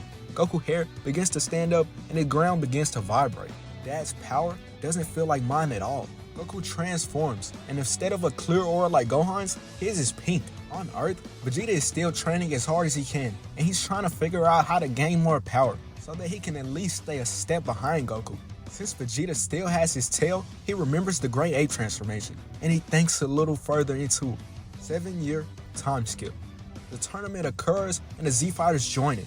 Kid Trunks has grown up with his older counterpart, and he actually looks up to him like a big brother, which motivates him to train even more. Goten would have also taken a liking to both of his brothers, causing him to be stronger than his original self as well. And he actually takes his training more serious instead of being such a goofy child.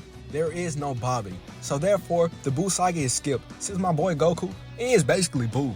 During these years, everyone has gotten a lot stronger, and they will use this tournament to show off what they've achieved. Fighting against future Gohan, future Trunks would showcase Super Saiyan 3, but it wouldn't be enough when Gohan uses his mystic form. Present Gohan is up next to fight future Gohan, and the two would seemingly be evenly matched, since the present Gohan has also obtained a mystic form, but he still would lose to his future counterpart due to future Gohan having a better handle of the potential Unleashed form. Piccolo has even decided to step in, and he showcases the Orange Piccolo form. No, I'm just playing. He showcases Kaioken times 500 against Gohan, and he would actually put up a good fight, but he still ends up being defeated.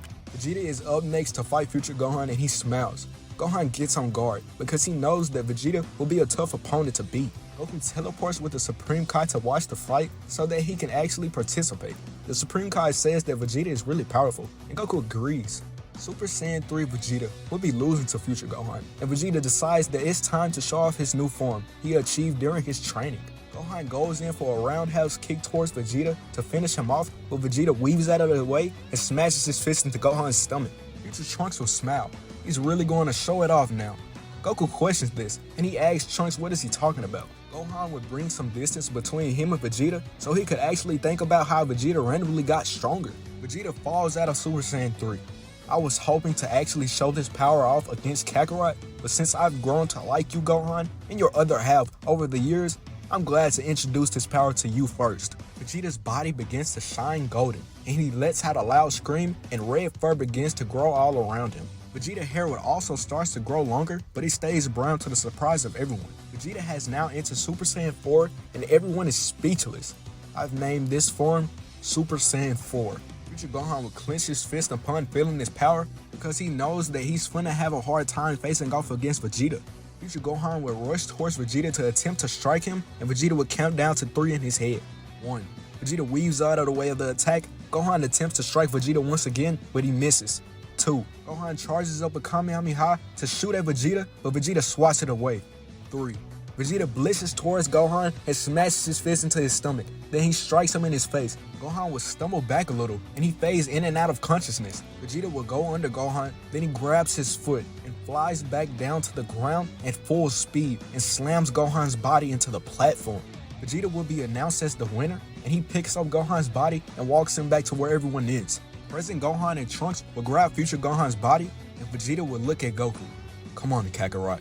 Goku follows behind Vegeta as they walk back to the platform. Kakarot, show me all of your power. I want to gauge how strong I've become. Goku starts to laugh, then he transforms into his ultimate form. This will be fun, Vegeta. I hope you can impress me. Vegeta rockets towards Goku, and Goku meets his fist with his own, causing a shockwave to be sent around the arena. Beerus has been having trouble sleeping, and he's been having constant dreams of two Saiyans that look exactly the same, fighting one another, then him. The fight between Goku and Vegeta actually triggers Beerus to wake up, and he jumps up out of his slumber immediately. Whis, do you feel that? Whis chuckles, and he tells Beerus yes. Whis will go over to Beerus and show him his staff, and Vegeta demands him to take him to them now. Goku weaves out of the way of every punch that Vegeta throws. Vegeta charges up a Final Shine attack, and Goku holds out his hand. When Vegeta shoots the blast, Goku isn't the one to stop it. Beerus is. When Goku lays his eyes upon the person that's in front of him with confusion, but he feels that he's seen him before. From inside of Goku's head, Majin Buu would scream Beerus' name, and Goku would say, "Who's that?" Super Buu gets uncontrollably angry, and Kid Buu appears next to him with the angry expression on his face as well. Beerus turns and looks at Goku, and Goku grabs his face, and Beerus asks Goku what's wrong with him. Goku tells Beerus that he doesn't know. The Supreme Kai will get very worried upon seeing what's happening to Goku. Vegeta and the others are also very shocked to see that someone has stopped his attack, but Vegeta will soon realize that that's Lord Beerus. Goku is slowly losing control of his body, and he raises his hand and forms a blast. Goku would try to push his hand up in the air before he could shoot Beerus, and Beerus would frown, saying, "Did you just attempt to attack me?" Goku screams for Beerus to run away from him, but Beerus laughs. "Why would I run away from you?" Goku shouts out that he can't control himself anymore, and both of his scleras turns black. Goku aura bursts out of him uncontrollably. Goku screams out Beerus' name and blitzes towards him. Beerus thinks to himself that this power feels familiar as he weaves out of the way of Goku's attack. With rageful eyes, Goku would continue to attack Beerus, and his power would steadily increase, causing him to eventually land a blow on Beerus' face that pushes him back. Beerus will rub his cheek, then smiles. "You're quite strong, Saiyan." Goku screams loudly into the air, then rushes towards Beerus once again. Beerus laughs loudly, then he rushes towards Goku as well, and the two clash. Whis looks at the Supreme Kai, and he asks him, could that be him? The Supreme Kai tells Whis yes, and indeed is, but it's actually something wrong with him right now because he's usually good. Beerus is really enjoying himself while fighting against Goku, so the Super Saiyan God isn't really a concern for him right now since Goku is this strong. Vegeta watches Goku battle Beerus, and he realizes that Goku could have defeated him like nothing if he actually tried. Goku strikes Beerus in the face, then he throws a barrage of wild ki attacks at him. Piccolo and both of the Gohans rushes everyone away from the area before Goku could do something even worse. Beerus blocked every attack, and he actually starts to remember who Goku powers feels like. Majin Buu. Beerus flies towards Goku and grabs him by his neck and throws him into outer space. Inside Goku's mind, he's screaming at Super Buu to calm down, and Kid Buu just stands there in the same spot with the angry expression on his face. Beerus asks Goku if he knows of Majin Buu. The Goku we see before us tells Beerus that he is Majin Buu. Beerus is confused because he thought that he killed him. Goku tells Beerus that he is going to pay for what he did to him, and Beerus laughs. "You know, this time around, if I wanted so, I could Hakai you without any interference." Beerus rockets towards Goku and smashes his fist in his face. Beerus teleports behind Goku while his body is flying, and he kicks him in his back. Beerus does this repeatedly, just knocking Goku around like some sort of ragdoll. Goku walks up to Super Buu and he grabs his shoulder. "I know you're angry, but this anger will not get us nowhere, but killed. If we work together, then we could possibly defeat him as one." Super Buu starts to calm down, and he realizes what Goku is saying is true. Goku looks over at Kid Buu, and he holds his hand out to him as well, but Kid Buu just looks at him, then disappears. Beerus flies up to Goku, and he prepares to strike him once again, but Goku catches his fist and smashes his fist into Beerus' stomach. Goku's eyes turns back to their original colors, and Beerus backs away from Goku. "Finally got control over yourself, I see." Goku chuckles. "Yeah, sorry, I didn't mean for all that to happen. Kinda lost control." Beerus tells Goku that he's pretty strong, and he even calls him Majin Buu. Goku tells Beerus that his name isn't Majin Buu, and that he's actually a Saiyan named Goku. Beerus starts to think to himself that actually makes sense, but he's still confused on why Goku would even call himself Majin Buu. Goku's left eye turns black. "He's my reincarnation, and the reason we're not going to try to kill you right now is because of him." Beerus laughs. "You can't kill me even if you tried. This Saiyan is strong, I can admit that, but you and I both know who's the strongest." Beerus' destructive ki surrounds his body, and Buu grits his teeth, then gives Goku full control over himself once again. Goku starts to sweat. "Who are you?" Beerus holds out his hand, and a ball of Hakai appears. "I'm Beerus, the god of destruction." Both Whis and the Supreme Kai appears in outer space, and when the Kai sees the Hakai in Beerus' hand, he screams out for Beerus not to do it. Whis chuckles, and he says to himself that he feels like he's having deja vu. Beerus puts his hand down, and the Hakai disappears. "I'm not going to destroy him. Shut up." The Kai smiles and lets out a sigh of relief. "Hey Goku, do you want to come over to my planet and train?" Goku jumps at the opportunity, and he reluctantly agrees. Goku asks Beerus before they could leave, could he bring along some of the other fighters to train with him as well? And Beerus thinks about it, and he tells him yes. Beerus doesn't want his planet filled with people, but he does think that the Z fighters are pretty interesting. This brings the group back to Earth, and Goku invites both of the Gohans, Vegeta and Trunks, even Piccolo. Prison Gohan declines the offer, and Trunks does the same. Vegeta walks over to Goku, and Goku asks future Gohan once again, but he also declines. Who knows? Maybe the Gohans and Trunks could achieve a new power by themselves. Beerus tells Whis to take them to his planet, and the Saiyans training begins. Vegeta's Super Saiyan 4 power is very interesting to both Whis and Beerus because of the primal power that is within the Saiyans and within that form. Beerus tells the Saiyans about the Super Saiyan God transformation, but Vegeta wouldn't be interested in it.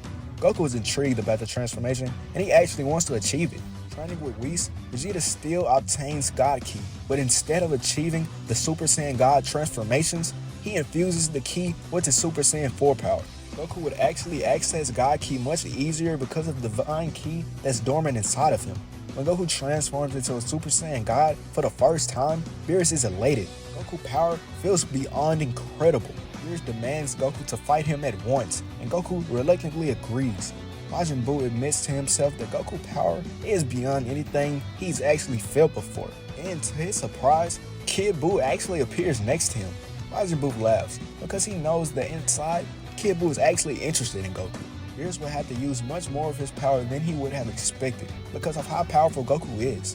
Beerus offers Goku his position as the Destroyer, but Goku laughs and declines the offer. He does think that Beerus' power is interesting, but being a Destroyer is too big of a responsibility for him. Many months later, a ship hovers over the Earth and an army of soldiers fly out of it. Another ship then appears as well, but no army would come out of this one. Only 3 individuals will step out. Piccolo teleports to the area where the army is, and he starts to fight off most of them, even creating clones of himself to cover more ground. King Cold steps out of his ship, and he hovers over the battlefield. One of Piccolo's clones notices that King Cold is just standing there. The clone attempts to rush over at King Cold to attack him, but before he could even touch him, the clone's head falls off. King Cold has sliced off his head. Piccolo looks over where the clone is, and telepathically, he tells the Z-Fighters what's going on, and they rush over to where he is. King Cold shoots down every clone that Piccolo has, and he glares at him. Gohan and the Z-Fighters arrive. Seeing King Cold confuses them because he looks exactly like Frieza. Well, not exactly like him. He just reminds them of him because he's so much older and he's actually taller, but he still looks like him. Piccolo will ask King Cold who is he, and Cooler comes out of his ship. Frieza's father, and I'm his older brother, Cooler. King Cold tells the Saiyans that they're going to pay for killing his son, and Cooler laughs. Trunks transforms into a Super Saiyan, and he rushes towards King Cold to slice him down. But to his surprise, King Cold catches his sword and snaps it in half. Trunks will try to cut Cold with the rest of his sword that he has, but Cold blocks this as well and strikes him in his stomach. Piccolo rushes over towards them, and he lands a blow on King Cold's face. King Cold turns his head, and he looks at Piccolo, then knees him in his stomach. Piccolo screams out Kaioken times 800. With this increase of power, Piccolo is able to land another blow on King Cold, and this actually hurts him. Both Gohans transform into their ultimate forms and rush towards Cooler. The Galactic Patrol will arrive to Earth as well, due to following King Cold and Cooler for months now. Jocko runs out of his ship and he orders his squadron to fight them, but Jocko would hide behind everyone and just cheer them on because he's actually kind of scared of them. King Cold transforms into his final form and he fights off both Piccolo and Trunks at the same time. Cooler would be having trouble facing off against both of the Gohans in their potential form, so he transformed into his final form. Mind you, this Cooler has been training for years, so I know that you guys in the comments would probably be like, why didn't the Gohans just beat him up? It wouldn't be able to happen like that because he's actually pretty strong. Cooler laughs when he sees the Galactic Patrol and he orders his forces to kill them all. Beerus thinks to himself that the Saiyans here are really strong because they're facing off both Cooler and his father. The Supreme Kai would be the one to tell Whis and the others about what's going on Earth, and Vegeta is shocked because he forgot all about Frieza's family. Vegeta yells out to Goku that they need to return to Earth immediately. Goku is struck in the face by Beerus and he's sent crashing into the ground. Beerus laughs and tells Goku not to let his guard down. Goku rubs his cheek, then when he sees the Supreme Kai, he greets him. Beerus flies down to the group and the Supreme Kai informs them on the situation once again. Goku thinks to himself that this will be a good opportunity to see how strong the boys have actually gotten, and he tells Beerus that he'll be back later. Beerus' stomach starts to growl, and Goku does the same.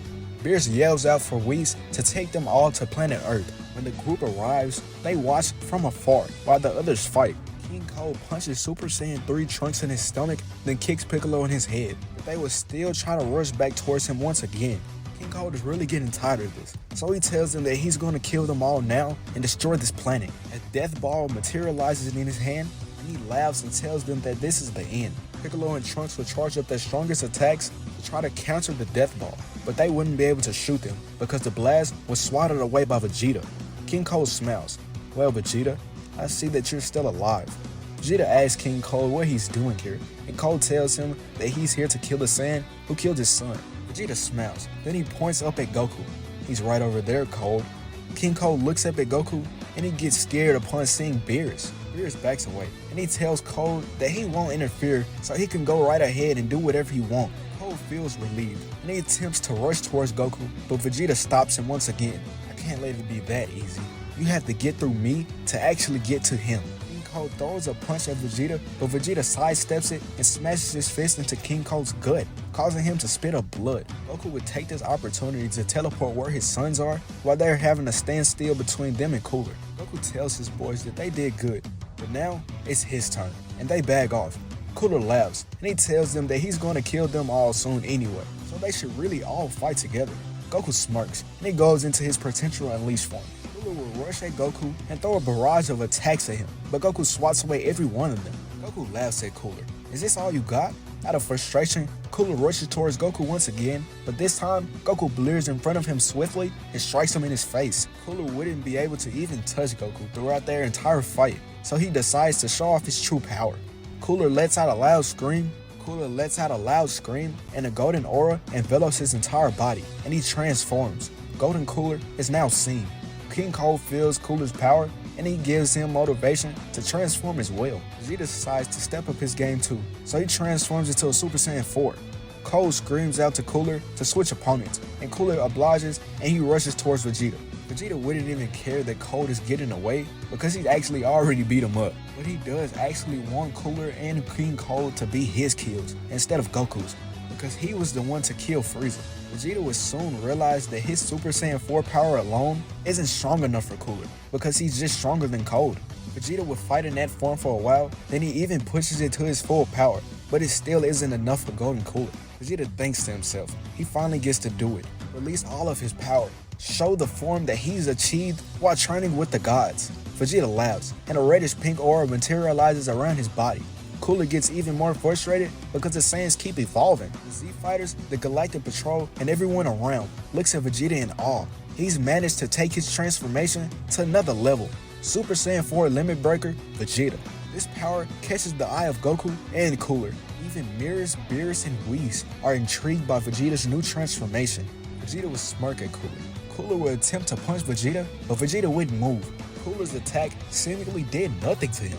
Vegeta laughs even more, and Cooler gets even more frustrated. This new power of Vegeta's is too much for Cooler. Cooler isn't able to really do nothing to him, so he's no competition to Vegeta. So Vegeta would quickly execute him. He would even fly over and take control of Goku's entire battle and kills King Cold as well. Goku wouldn't like this at all, and he actually starts to complain, but Vegeta just brushes him off. The Galactic Patrol army was killed during this battle. Jocko groans and complains about this because he has to find replacements and make a huge report about it. Future Gohan overhears Jocko complain and he offers to join the patrol. Jocko thinks about this. It would really be a good idea to have Gohan there with them because his power alone makes up beyond the power of soldiers that they lost during the battle. Jocko would jump at this offer. He tells Gohan yes, and Future Trunks even asks to join as well. This is even better. 2 powerhouses joining the patrol because of him, this will for sure get him a promotion. As new recruits, Gohan and Trunks will frequently train with each other and go on missions. They're really enjoying their time as patrolmen. They wish that they could have done this in their timeline to help keep their universe in peace, but this one is good enough. They've made friends and they even got to meet an interesting prisoner, what Gohan did. Gohan would have been walking alone in the base and a voice spoke in his head. Gohan turns his head and he sees an old goat-like creature behind bars. Moro introduces himself to Gohan and he tries to shake his hand, but Gohan just stares at his hand because he feels like something isn't right. Gohan would only tell Moro his name and they wouldn't even speak. Mirrors walks up to Gohan and he tells him about Moro's history and why he's locked up. Gohan realizes Moro tried to trick him by shaking his hand. Gohan makes a mental note to keep his guard up whenever he comes around this part of the building. He even warns Trunks because if he could have got him this way, he could for sure get Trunks too. Gohan and Mirrors would have become friends pretty quickly, so they would often train together. Mirrors doesn't tell Gohan about his past, and Gohan doesn't either. Trunks even comes along with them and train as well, and they all start to notice that they have so much in common with Mirrors. Mirrors would ask about present Gohan, but future Gohan would only tell Mirrors that that's his twin brother, and Mirrors would believe this. After every time they fight Mirrors, they slightly become stronger, but they don't really question this, because Mirrors is kinda strong because he always seems to evade all of their attacks. Exploring the universe, Gohan and Trunks stumble across a planet named Vampa. It seems to be deserted, but they fly around the planet to see if there's any life on it. Unknown to them, their presence has alerted someone there. Paragus shoots a blast into the air, and Gohan and Trunks rushes towards it. Paragus is glad to see that people have actually found them, but he isn't sure who they are. He don't know that they are Saiyans because they don't even have tails. But the one with the bluest purple hair sort of resembles someone that he knew in the past, but he doesn't think about this for long because his eyes and hair does look different. Gohan does see Paragus' tail, and he's surprised to see that a Saiyan is still alive. Gohan tells Paragus that he and this guy are Saiyans as well. Paragus will be shocked. He immediately thinks about Frieza, and even King Vegeta. Why now? Why could they have came and finished him now? Why not years earlier? Paragus gets on guard. He asks them who sent them here. Was it Frieza or King Vegeta? Gohan starts to wave his hands to maybe calm Paragus down. Gohan tells Paragus that Frieza was killed many years ago by his father, and how planet Vegeta was destroyed by Frieza. Paragus lets out a sigh of relief. He is surprised that a Saiyan was able to kill Frieza, but he's sort of happy to hear that his home was destroyed. Now, he doesn't even need to find a way to come up with his revenge. Paragus tells Gohan how he and his son have been stuck on this planet for decades. Paragus calls out to Broly, and Broly comes out flying out of the cave. Broly's power does feel pretty high. Neither Trunks nor Gohan was expecting a Saiyan like this to come out. Trunks would tell Gohan that his father would be pretty interested in meeting these Saiyans, especially Broly. Paragus asks Trunks who his father is, and his suspicions are confirmed. That's why this kid looks so familiar. His face resembles Vegeta. Even though his hair does look different, he still has the traits of that prince. Paragus gets visibly angry, but he doesn't act just yet. It wouldn't be smart to act now and kill the prince's son, because if he does and gets away, he'll be hunted by the Galactic Patrol, and that's not what he wants right now. Maybe if he tricks them into thinking he's on their side, he could possibly meet Vegeta and get Broly to finish both of them, and make it look like some sort of accident. That sounds right. Killing two birds with one stone. The Galactic Patrol or the other Saiyans won't suspect a thing. Gohan asks Paragus, is everything okay? Because his face looks very angry. Paragus tells him yes, his face goes back to normal. Paragus gathers all of he and Broly things, and they follow Gohan to his ship, and they fly to the Galactic Patrol base, where Gohan introduces them to the Galactic Patrol King and recruiting them as new members. On the other side of the universe, Champa arrives to Beerus' planet. Vegeta doesn't question who he is because his clothes says it all, but he does question why he looks so much like Beerus, even though he's pretty fat. Vados tells Vegeta how Champa and Beerus are brothers, and the universes that they rule are twin universes, Universe 6 and 7. Beerus wouldn't notice Champa's presence because he's too busy sparring with Goku, having the time of his life. Beerus would have gotten stronger over time because he and Goku spar so much. He tries to keep an upper hand on Goku because his power is rapidly increasing. Champa screams out Beerus' name, and Beerus looks down at him. Goku looks down at Champa as well. Then he looks back at Beerus. Why do y'all look alike? Well, he's fat, but if he wasn't fat, y'all would look the exact same. Or if you were fat, you would look just like him. Beerus groans. That's my brother. He flies down to Champa to see what he wants. Champa questions why Beerus is fighting that mortal, and Beerus smiles. He's my rival. Champa thinks that Beerus is pretty foolish for calling a mortal his rival, because he's assuming that Goku is pretty weak. Beerus tells Champa to try and fight Goku to see exactly why he declared him as his rival. Both Whis and Vados think this is a good idea, and Goku does also. This could be his chance to fight another destroyer to test out his form on someone he hasn't faced before. Champa would hesitate for a second, but Vados would ask him could he be scared to fight a mortal?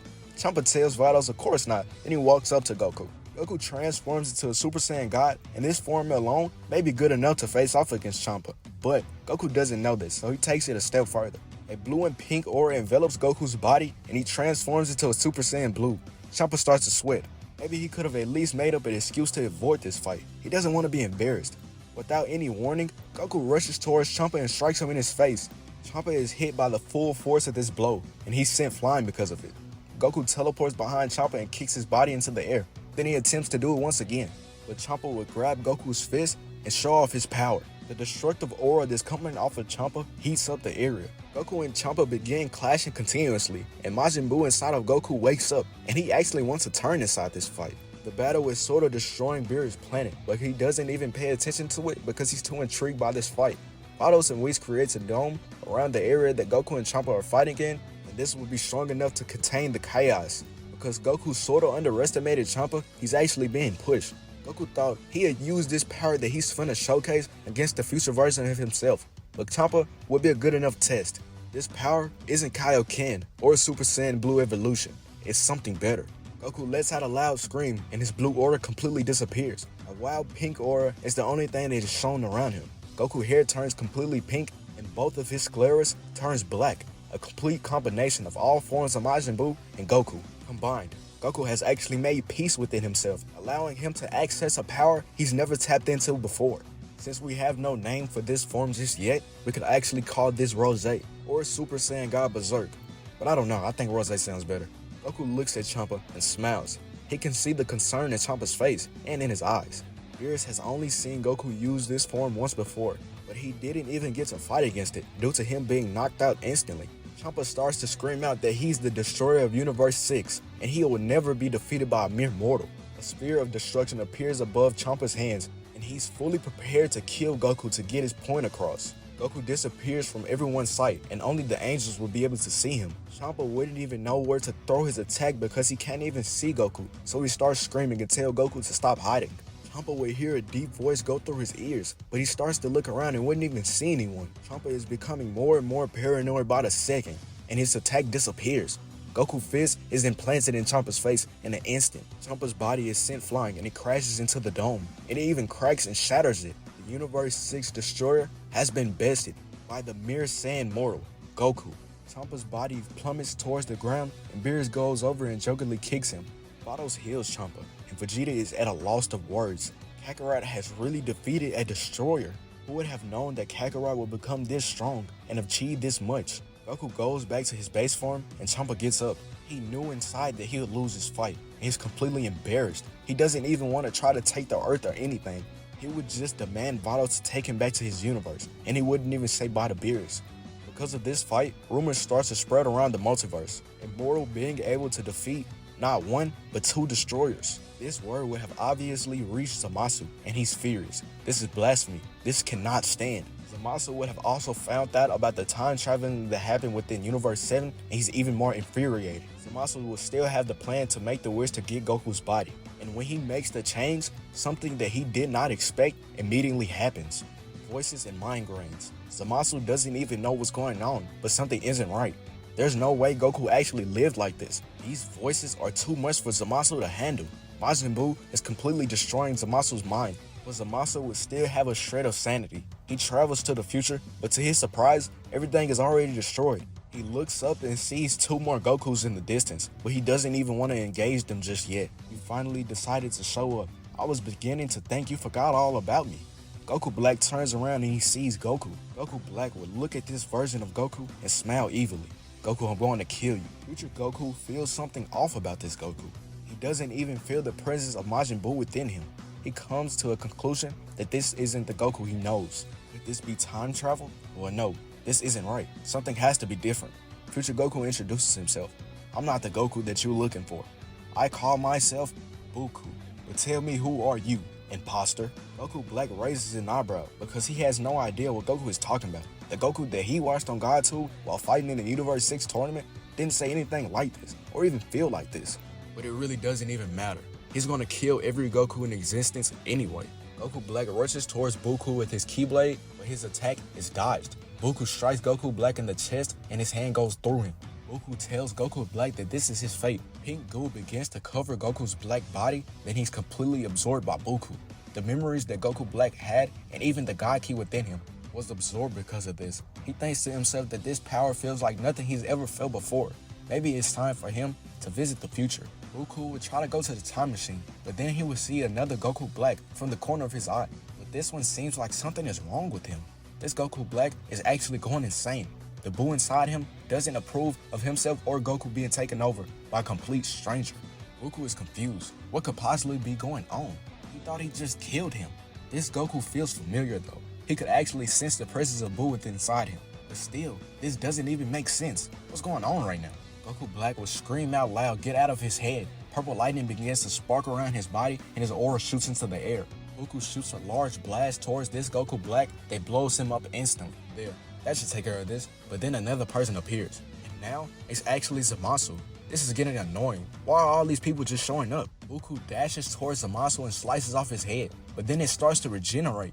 Zamasu smirks, and he tells Goku that he's immortal. This makes Goku even madder, because now he has to waste more time. Goku begins killing Zamasu over and over, but he just keeps coming back, and is running out of things to do, until he remembers that he knows how to do the Mafuba. Maybe sealing him will work if killing him doesn't. Goku has magic, so he makes a pot appear in his hand, and he performs the attack on Zamasu and seals him away once and for all. Goku lets out a sigh of relief. Hopefully that's the end to all those people just appearing.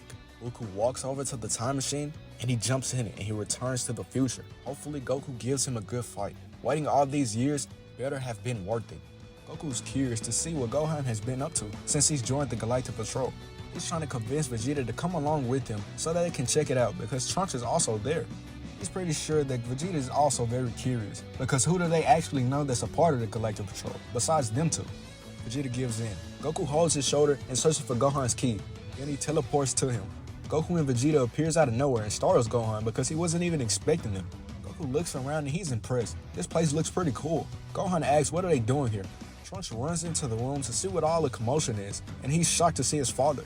Vegeta notices that Trunks has a tail now, but he doesn't think too hard about it. He'll probably just ask Trunks about it some other time or just later on. Vegeta would go on to tell both of them that Kakarot missed them, and he wanted to be nosy to see what they were up to. Goku tells Vegeta that he missed Trunks as well, and Vegeta looks away, because it's true. Gohan and Trunks catches them up on what they've been up to, and Trunks even mentions that he's met and recruited 2 new Saiyans, and that they're on this ship right now.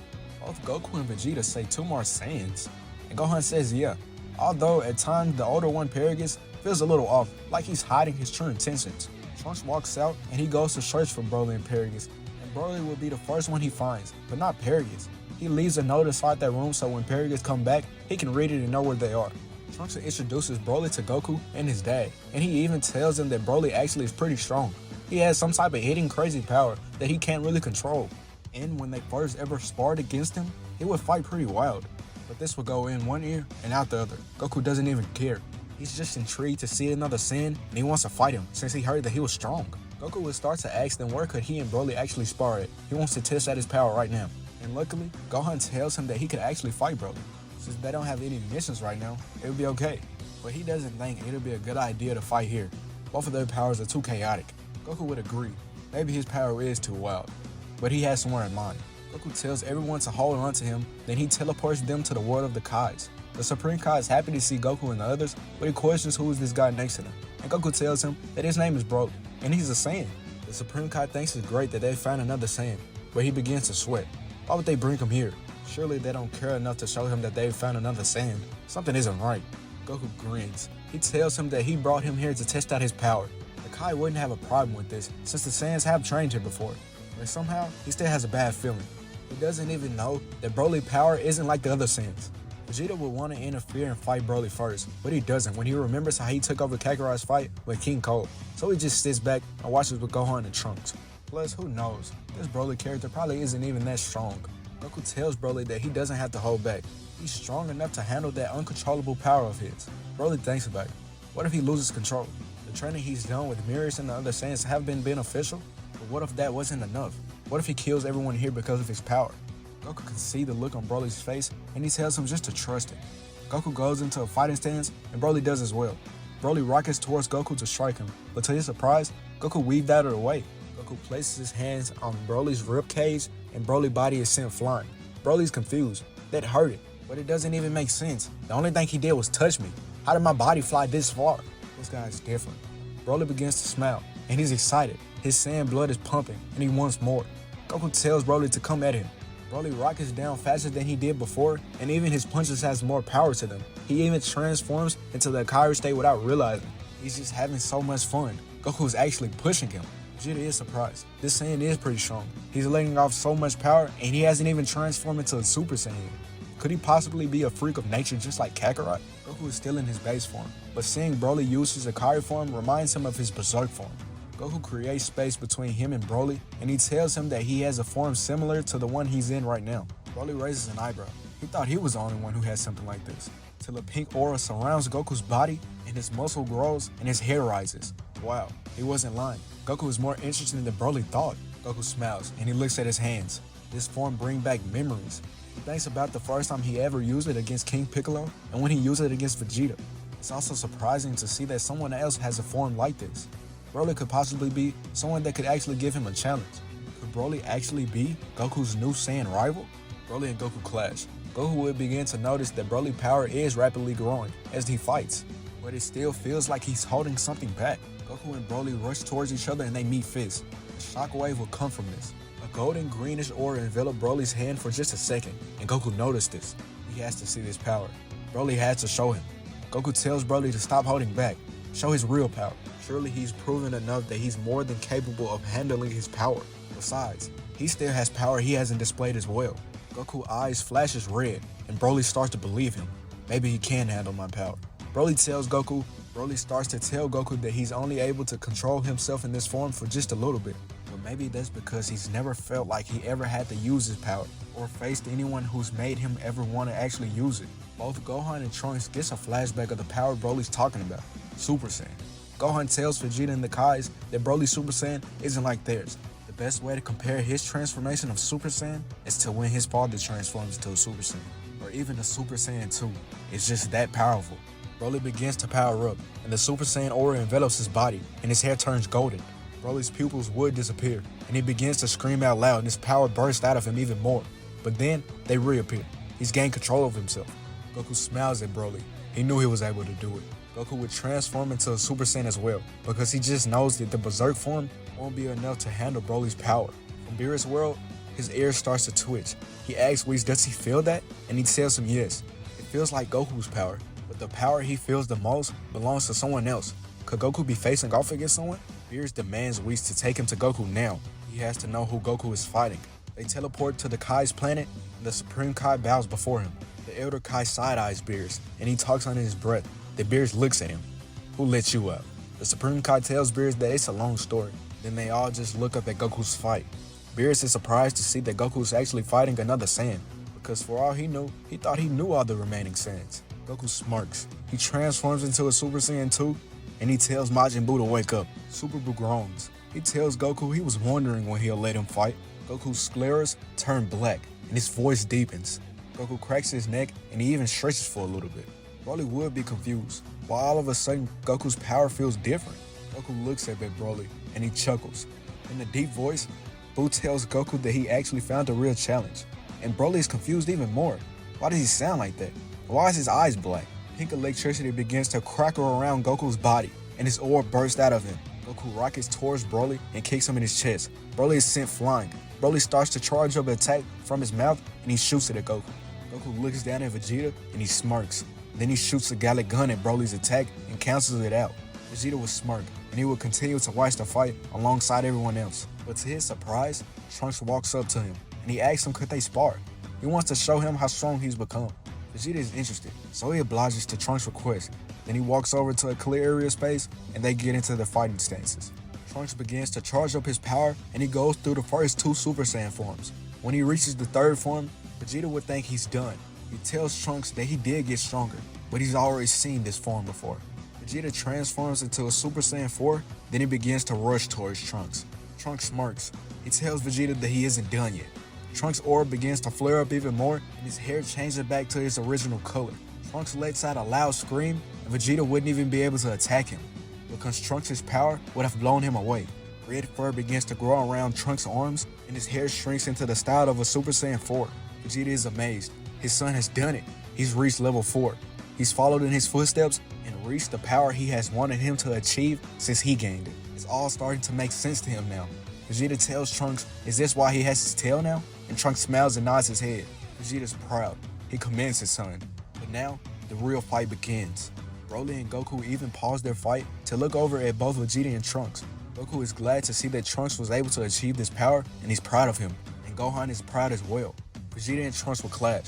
Trunks will use his sword to his advantage and sends powerful slashes at Vegeta, causing him to jump back. Trunks begins to send multiple slashes at Vegeta, giving him no room to move. Trunks even throws his sword at Vegeta with all his strength, and Vegeta is confused by this. Why would Trunks even throw his entire sword? And as Trunks' sword starts to near Vegeta, Trunks blears out of sight and catches his sword, then slams it down towards Vegeta's face. Vegeta will catch the sword once it's an inch away from his face, and his hands start to bleed. Whis would tell Beerus that what Vegeta's son had just done was pretty impressive. Giving the sword momentum by throwing it with all his strength, then catching it just to strike Vegeta was indeed a great tactic. Even though Vegeta caught it, Beerus would agree. The way that kid utilizes his weapon is pretty impressive. Vegeta's grip on Trunks' sword is starting to slip, and he's beginning to be pushed into the ground, creating a crater where he's standing. Trunks pours more power into his sword, causing his father to struggle even more. Vegeta tells Trunks that he's doing pretty well, even pushing him to the point where he has to take his transformation even further. Vegeta uses the full power of Super Saiyan 4, and he pushes Trunks back. He tells Trunks that this is the full power of Super Saiyan 4. This is what he should strive to achieve next.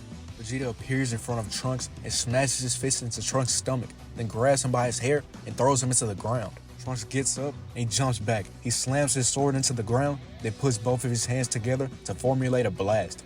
Trunks screams out Final Flash as yellow lightning starts to crackle around his body. He screams out to Vegeta that this is his strongest attack. Vegeta smiles and he charges up his own attack. When Trunks shoots his Final Flash, Vegeta screams out Final Shine attack, and they go into a beam struggle. But unknown to everyone, someone has traveled through time. When Goku arrives, he realizes that nobody is there. He does feel multiple strong power signatures from far away, and one of them actually feels like Goku's power. Piccolo teleports down where Goku is, and he immediately shoots a special beam cannon at him, but it does nothing. The blasts go right through him. Goku's skin will regenerate, and Goku would look at Piccolo and smirk. Was that supposed to kill me? Piccolo grits his teeth. And he screams out Kaioken times 2000. He rushes towards Goku to attack him, but to his surprise, his attacks do absolutely nothing to him. Goku would commend Piccolo for getting stronger, and if he was someone else, Piccolo would have been able to kill him. But sadly, he isn't. Goku punches a hole through Piccolo's chest and kicks him away. There you go, Piccolo. You can finally retire. Goku flies into space towards Goku's power, and Piccolo telepathically reaches Goku and tells him he's coming, and he's much stronger than before. Goku's heart drops. He screams Piccolo's name, but he doesn't get a response. Broly asks Goku what's wrong, then everyone looks up into the air. Gohan begins to sweat. He's finally come back. As Majin Buu fights Broly, Goku tells him to look into the sky. Majin Buu smiles. This time things are going to be very different, and way more interesting than it was the last time. Majin Buu relinquished the control of Goku's body, so that he can just sit back and watch how it all plays out. But if he's needed, he will step in. Goku flies into space, and he watches Goku as he approaches the Kai's planet. Beerus is curious. Who is that? And why does everybody seem so concerned? He wonders who could be that important to where Goku would stop his fight to go and see who it is. Broly is just as confused, because Goku seemed like he was having so much fun, the same as him, but he just stopped fighting all of a sudden, and now he's in outer space? Goku has finally reached the planet of the Kais, and he stands face to face with Goku. Goku looks Goku up and down, then he puts his hand on his shoulder. Well, I see you got a lot stronger. Goku goes into Goku's mind space to see Majin Buu. Hopefully Kid Buu is the one in control, because like he said before, he wants Goku to be consumed by his anger. But sadly, it doesn't seem like that happened, because once he goes into Goku's mind space, he's only met by Goku. Then he's pushed out. A jolt of lightning hits Goku's hand, causing him to move away from Goku. Goku would begin chuckling. This is going to be so much fun. Finally, I get a real challenge. Finally. Goku's hair begins to turn pink, and he holds his face as he laughs into the air. He then puts his head down to where he can see Goku, and with the one eye that he has, he stares at him. If you disappoint me, Goku, you will not like what happens next. Goku wouldn't even respond to anything that Goku just said. He closes his eyes, and he begins to think about all the training he did for this exact moment. Goku's godly aura flares around his entire body as he begins transforming into a Super Saiyan God. Goku opens his eyes, and he looks at Goku with a blank expression. He tells him that he's going to kill him once and for all. Goku likes the sound of this. He attempts to strike Goku multiple times, but Goku moves out the way of every attack, and he even counters with a sharp uppercut to Goku's chin. Back on the Kai's planet, Vegeta asks Trunks who is that guy. Well, is that the guy that they were talking about many years ago? Trunks nods his head, and he clenches his sword, while both Broly and Gohan will be looking into the air to watch both of the pink energies clash into one another. It doesn't make sense to Gohan though. How can Goku even still keep up with this version of his dad? Could he possibly be stronger than what he's showing right now? Well, who actually knows right now? They'll just have to wait and see. Goku swings Goku by his leg and throws him down into the planet, where his body plummets to the ground. Goku would then stand up and gain his composure. He looks into the sky angrily until he feels some familiar key signatures. He turns his head and he looks at both Gohan and Trunks and he smirks. Beerus starts to gain an understanding now. The mortals have been messing with time this entire time. But how ironic is it that Goku is fighting himself from another timeline? But actually, maybe this could be interesting for Beerus. Just because the Saiyans have broken the law of time, this could be their punishment. He's going to take control of this battle and fight the rest of this and make Goku and the others just watch. Beerus steps up to Goku and he glares at him. Your fight is with me now, Goku. A tick mark grows on Goku's head as he shouts, that is not my name. And just for thinking you could step up and challenge me is going to cost you your life. Beerus begins to chuckle. Do you really think that you could kill me, the destroyer of Universe 7? You're funny, Goku. Hole starts to form in Goku's head and steam begins to shoot out of them. Goku clenches his fist till blood begins to pour out from him. For the last time, that is not my name. A dark pink aura begins to surround Goku's body. He screams that his name is Goku and he begins to transform into another form. Goku's skin begins to turn completely pink and his hair becomes even more spiky. Goku power has reached another level. He feels beyond stronger than what he ever felt before. The others would look at Goku in pure shock. How did he even obtain this much power? He doesn't even look like Goku anymore. Whis even states that he could feel the God Ki coming off from him. If Beerus isn't careful, this could actually be the end of him. Goku flies down to see what just happened because Goku Ki just shot way up out of nowhere. Beerus looks at Goku and he smirks. Wow, even the future version of the Saiyan is incredible. Beerus throws off his destroyer robe and he activates his destructive ki. Goku begins to remember the first time he saw Beerus.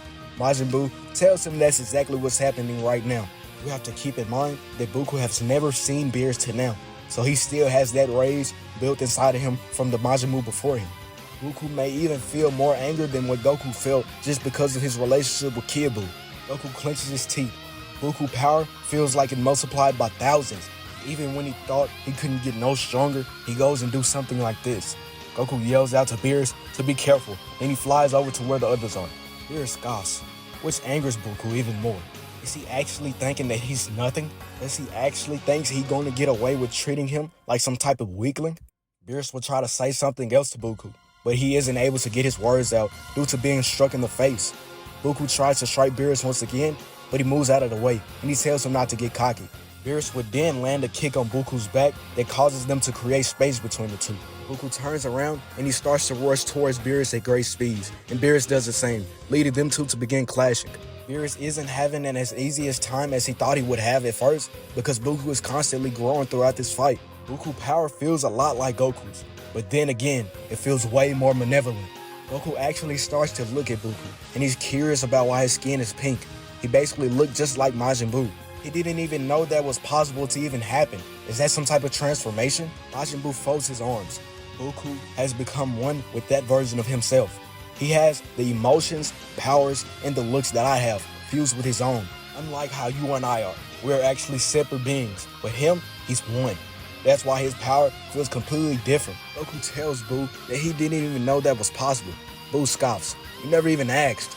In reality, Buu didn't even know this was possible neither. But he isn't going to tell Goku that. Vegeta begins thinking to himself that even this version of Goku is on a whole nother level. Is this actually what Gohan and Trunks had to face in their own timeline? Plus, who even knows if that is even his full power? Vegeta looks over at Goku and he wonders, did Goku actually achieve the form that Goku is fighting in right now? Whis could see what's going to happen from a mile away. Beerus should have just left this up to the mortals to handle. Or he could have just left this and Hakkai'd him from the beginning. Goku would split himself into two, and Beerus is now being double-teamed and thrown around. The power of Goku is just too much for the destroyer of Universe 7. Beerus jumps back and he attempts to bring out more of his strength, but now he's actually forced to go to 100%, or else he'll be killed. But sadly, it's too late for that. Beerus waited too long, and now he's finna pay for it. Beerus is finally finna feel what every mortal has to go through. Goku and the Kais begin screaming. Whis just closes his eyes and he quietly says his goodbyes. He could reverse time if he wants to, but he doesn't. Who knows? Maybe this is how everything's supposed to play out. Another Universe 7 destroyer will be selected in another time from now. Beerus has done all he could, and this is his own undoing. Goku's arm is seen going through Beerus' chest. The Goku in front of Beerus turns into a pink blob. And the last thing that Beerus would ever see before he dies is Majin Buu absorbing him with an evil smile. Beerus has now been absorbed, and he's one with Goku. Goku lets out a loud scream as purple destructive energy crackles off of his body. Goku begins to scream even louder, and he begins to transform once again, in a form that no one has ever seen before. Goku's hair begins to grow all the way down his back, and his eyebrows begins to disappear. It looks like he's transforming into a Super Saiyan 3, but it's not that. His power has reached an entirely new level. He's gained even more power than he could ever even imagine. Who knew that a destructive ki would feel this way? Once Goku would be finished transforming, he looks up at Goku and he begins to smile as he twirls a Hakai in his hand. Goku starts to think out loud. Does this make him the next destroyer of Universe 7? Since, the other destroyer has been killed by him. Oh, maybe. If he goes to every other universe and destroy every other destroyer, could he possibly rule the entire multiverse? Goku begins to laugh loudly. Who knows what the future has in store for him? He looks at the Kai and he begins to wonder, should he absorb him as well? Would that give him even more power? The Kais begin to sweat drum and they hide behind Goku. They can't allow this to happen to them. They don't want to be one with him. Trunks clenches his sword and he's tired of waiting around. He's tired of this guy going around and killing people. He's sick of being reminded of what happened to his timeline, and he refuses to allow what happened to his to happen to this one as well. Trunks let out a loud scream, and he tells him that he deserves to die as his power shoots into the air. He rockets towards Goku with his sword in his hand, and he actually lands a slash on Goku's neck that slices off his head. Trunks would then proceed to chop off the rest of his body, and he actually shoots a blast that disintegrates most of it. Trunks thinks that this is the end. He starts to breathe heavily as he begins to smile and chuckle to himself. He's finally did it. He's finally gone. Everyone begins to scream out Trunks' name as Goku appears behind him. No way that you actually thought you could kill me with that. You're so pathetic. Trunks turns around slowly and he sees a ball of Hakai pointed directly at his head. Before Trunks dies, the last thing he sees is both Gohan and Vegeta screaming his name, Hakai. Trunks' body begins to be destroyed. Vegeta drops down to his knees and he begins to hold his head as he lets out a loud scream. Simultaneously, Gohan does the exact same thing. Two white auras shoots into the air above both Vegeta and Gohan. Tears would fall down Gohan's eyes as he transforms. He angrily looks at Goku in his beast form. Even though Gohan is done transforming, Vegeta isn't through yet.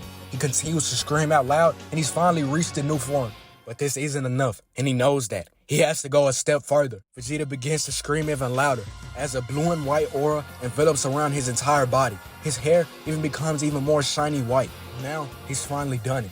Limit Breaker Super Saiyan 5, a new form that's only unique to Vegeta himself.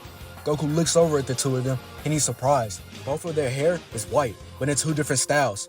Vegeta even has white fur around his arms. This is amazing. They both have unlocked two unique transformations.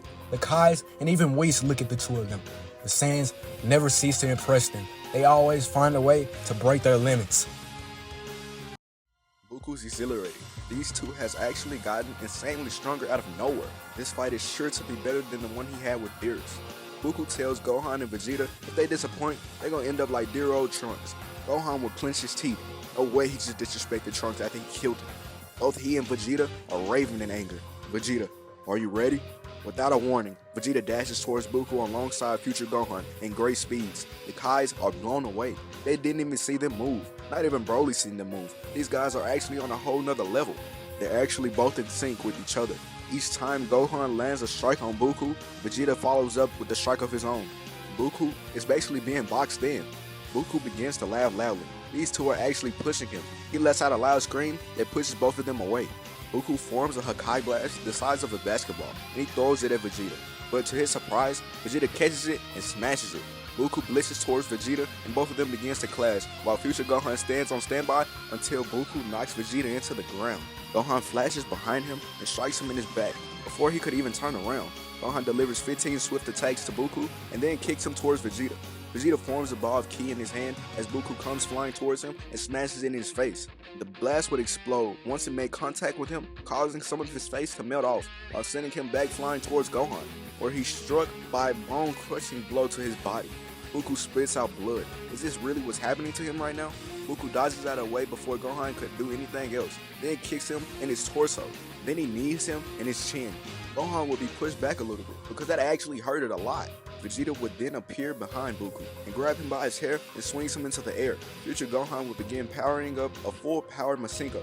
Goku would scream enough of this as Gohan fires the blast towards him. The power of this blast is beyond what Goku expected, but he still catches it. He's given no time to breathe though, because soon after, he's met by another blast from Vegeta, a prominence flash. Goku has to move fast. He would catch Vegeta blast with his right hand, and he would struggle even more. The power of both of these blasts are too much. Both of his hands begins to suddenly start burning. Goku begins to scream. This isn't enough. He can't be killed by two mere mortals. He will start to begin pushing both of the blasts back until both Gohan and Vegeta pushes all of their power into both of their blasts, causing Goku to lose grip because it's too much for him. Both of their blasts begins to consume Goku as he shrieks in agony. An explosion soon happens where he is, and smoke is the only thing that everyone sees. Vegeta falls to his knees, then out of his transformation, and Gohan does the same. It's finally over. Gohan will crawl towards Trunks' sword and grip it tightly, while Vegeta just watches him do that, and he thinks about his son. Whis and Goku will look into the air at the same time while the smoke begins to vanish. It's not over yet. Goku isn't dead. Half of his face and the top of his chest, and only his right arm is seen floating into the air. He will begin to scream to the top of his lungs. You worthless peasants. You all are going to die by my hands and my hands only. How dare you think you can get away with doing me like this? This should have never happened. Everyone would look into the air in utter shock. How is this possible? How is he still alive? Goku begins to glow as his body begins to be covered in pink goo. His missing limbs begins to materialize and all of his injuries disappear. And due to him being a Saiyan, he also receives a Zenkai. The goo would then begin to seep right back into his body. He looks down at both Gohan and Vegeta with pure anger in his eyes. Vegeta is in disbelief. He did all he could. He poured all his power into that last attack. How could he still manage to fail? He has no more power left. There's nothing else for him to do. Gohan holds his head down and he grips Trunks' sword as tightly as he can till blood begins to pour down the blade. He attempts to stand up, but he falls back down to his knee. He's exhausted as well, and he used up all of his power and stamina. Luckily, we still have Goku. He teleports over next to Gohan and he holds his shoulder. He tells Gohan that he did well, but now he can rest. Leave the rest to him and he will finish it all. Goku closes his eyes and he asks Majin Buu is he ready, and Buu chuckles. Let's show him the difference between our power. A vibrant pink orb begins to surround Goku's body as his hair rises and switches from black to rose. Goku opens his eyes and he turns to Vegeta and gives him a thumbs up. Vegeta smirks. He tells Kakarot that he better not lose. Gohan is actually relieved. His dad has so much power, and this should be what actually stops Goku. Goku looks up at Goku and they lock eyes, waiting for the other to make a move first. Goku's finger twists and Goku blitzes towards him immediately. Goku meets Goku halfway before he could even reach him. When they meet, they will lock hands, and they go higher and higher into the air, where they will begin to clash repeatedly. This battle starts to cause natural disasters around the Kai's planet. The air of Kai begins to be warred. Who knows how much more this planet could actually handle before it explodes. Luckily, Goku punches Goku into outer space and leaves the planet to follow after him to continue their battle. Goku would strike Goku in his face once again, then Goku would strike Goku in his torso. And like the first time when they first fall outer space, everyone would only see two pink lights clashing into one another. Goku would then throw a flurry of Hakai Blast towards Goku, and this would actually throw Goku off, because he has to dissipate every one of them just in case they fall back down on the planet or travel somewhere out of space and destroys them. Goku shoots a blast at almost all of them, but sadly, he misses one of them, and it travels directly down towards the planet. Goku tries to fly down to catch it, but Goku grabs his leg and he swings Goku deeper into outer space. Goku would shoot another Hakai Blast at his previous blast, causing it to become the size of a supernova. This isn't good at all. Goku catches himself, but he's too far away, and it's already too late. The planet disappears completely in an instant. Goku begins to laugh loudly as he yells out, "Those worms deserve to die." Goku stands in complete silence. He can't believe what he just saw. Anger begins to consume Goku, as that is his only response. He's furious. Kid Buu steps out of the darkness and his eyes shine red as he laughs evilly. Goku screams out into the air as his aura begins to flow around his body. Goku yells out to Goku that he'll never forgive him for what he just did. Goku would begin to laugh. He recognizes this type of rage. This is exactly what he wanted to happen. Goku's skin would turn completely pink. He's consumed by all of his rage. People from all over the universe feels Goku's malevolent power. The Z-Fighters from Earth are worried. The worst could have happened. They can't really tell the difference between Buku's power and Goku's power, because at this point, they feel completely the same. Goku glitches towards Buku and strikes him in his face. Buku delivers a strike to Goku's face as well, which causes them to begin trading blows. As they clash, they will move throughout the universe, causing shockwaves and large meteors to fly everywhere. Goku would shoot a blast out of his mouth at Buku, but sadly, the blast misses him, and it goes through 2 planets and blows them up. Buku would begin to laugh once again. Look at all the destruction that they are causing right now. He rockets towards Goku to strike him in the stomach, then he throws Goku into a planet. The civilization that lives on this particular planet stares at Goku in fear. Goku turns his head and he notices and actually begins to gain a little bit of his sanity back until Buku comes down from space at great speeds and slams his foot into Goku's body with great force, which causes them to go through the planet. The world would then explode, and this would anger Goku even more. Over on planet Earth, Piccolo was saved by Mr. Popo. He was fed a sensor beam and gained all of his health back. Piccolo thought that everyone would need his help, so he hurried and found all the Dragon Balls to wish for his potential to be unlocked. Until Mr. Popo talks Piccolo into just stand on Earth, because it already seems like Goku and the others have everything taken care of. Piccolo would feel Goku's power and the others' power growing rapidly. This would be even more reason to just stay on the planet and let them handle everything. It seems like they're doing just fine, but Gohan and the rest of the Z Fighters are worried. They feel both future Gohan and Vegeta power rise out of nowhere, then completely disappear. They also felt Buku's power rise multiple times, which worries them even more. Hopefully Goku puts an end to this guy very soon, before he gets even stronger. The Galactic Patrol would have also been aware of the battle that's going on through space, but Mirrors tells them to keep calm, because there's already 2 powerful Galactic Patrol members out there on it. Plus, they also have the new Goku Broly, and he's just as powerful. And with Paragus, he isn't really worried. He knows that Broly is pretty strong, and his plan still would happen. But for right now, he decides to chill and just wait until Broly comes back. Mirrors goes into a secluded room where he pulls out his staff and watches everything that's happening. He does want to step in to stop both Goku and Buku before both of them end up destroying the entire universe. But then he thinks about it. If he does that, then he will be erased. So it's not really worth it. Hopefully things turn out better than what they are now, before they nearly destroy everything. As Buku and Goku clash, Buku would think to himself that if he absorbs Goku, then his power would multiply by millions. Then it would be way easier for him to go to every universe and absorb every god of destruction, maybe even the angels and the Grand Priest. That will make him the most strongest being to ever exist. Zeno won't even be able to stand up before him. Once he kills him, he'll take his seat and become an even better Omni King than he has ever been. Inside of Goku's conscience, Super Buu stands back and watches as Kid Buu takes over everything. What a shame. All the hard work that we did so that this wouldn't happen actually didn't even matter. How pathetic. Super Buu screams at Goku and calls him pathetic. Does he really think that this is what they would have wanted? At this rate, he's going to become exactly like Goku. What was all the training even for if this is what he was going to do? Is this what he really wants his family to see? Goku mumbles. It's too late. He's already done enough. He has to die. This is the only way. Super Buu would scream even louder. You idiot. That isn't even you talking right now. You're blinded by rage and you're not even thinking clearly. Remember your family. Remember Gohan and Trunks. Remember the pain they had to endure because of this guy. Remember Grandpa Gohan. Do you really want what happened to their timeline to happen to this one as well? Do you really want Goten, Chi-Chi, and Present Gohan to go through that? Goku wouldn't even respond. He would hold his head down as a tear falls from his eyes. Kid Buu turns around and chokes Super Buu. He screams at him to shut up until a bright pink light shines above them. Kid Buu, Super Buu, and even Goku looks up into the air. Super Buu begins to chuckle. He's finally decided to come out. Kid Buu screams out, "No, don't get in his way." The light comes before Goku, and Fat Buu stands before him. You have to come back to your senses. Buu doesn't think that you should be this way at all. Goku should not end up like Goku. We're stronger together and better than Goku. We don't need to be consumed by rage to prove that. Goku starts to remember everything that happened during this battle, all the people that they killed and the planets that was destroyed because of it. He starts to feel terrible. Fat Buu hugs Goku as tears begin to fall from his eyes. Goku begins to shine and Kid Buu begins to disappear completely. On the outside, Goku just stands there until he begins to let out a loud scream due to Kid Buu being overpowered. Goku doesn't really understand what's happening right now, but he doesn't care anyway. He's tired of watching this. He rips off his arm and he throws it at Goku. What a blessing. He actually gets to start his plan off quicker than when he thought he would have. The goo begins to cover Goku's entire body. Goku begins to laugh loudly. His plan will be coming into fruition soon as Goku is gone. Inside of Goku's conscience, he goes over to Super Buu and lifts him up from the ground. They lock arms, and Goku apologizes to him.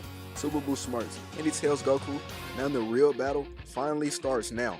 Goku's body begins to glow a bright pink light, and his hair falls back to his normal style. The goo around Goku's body will begin to burn away.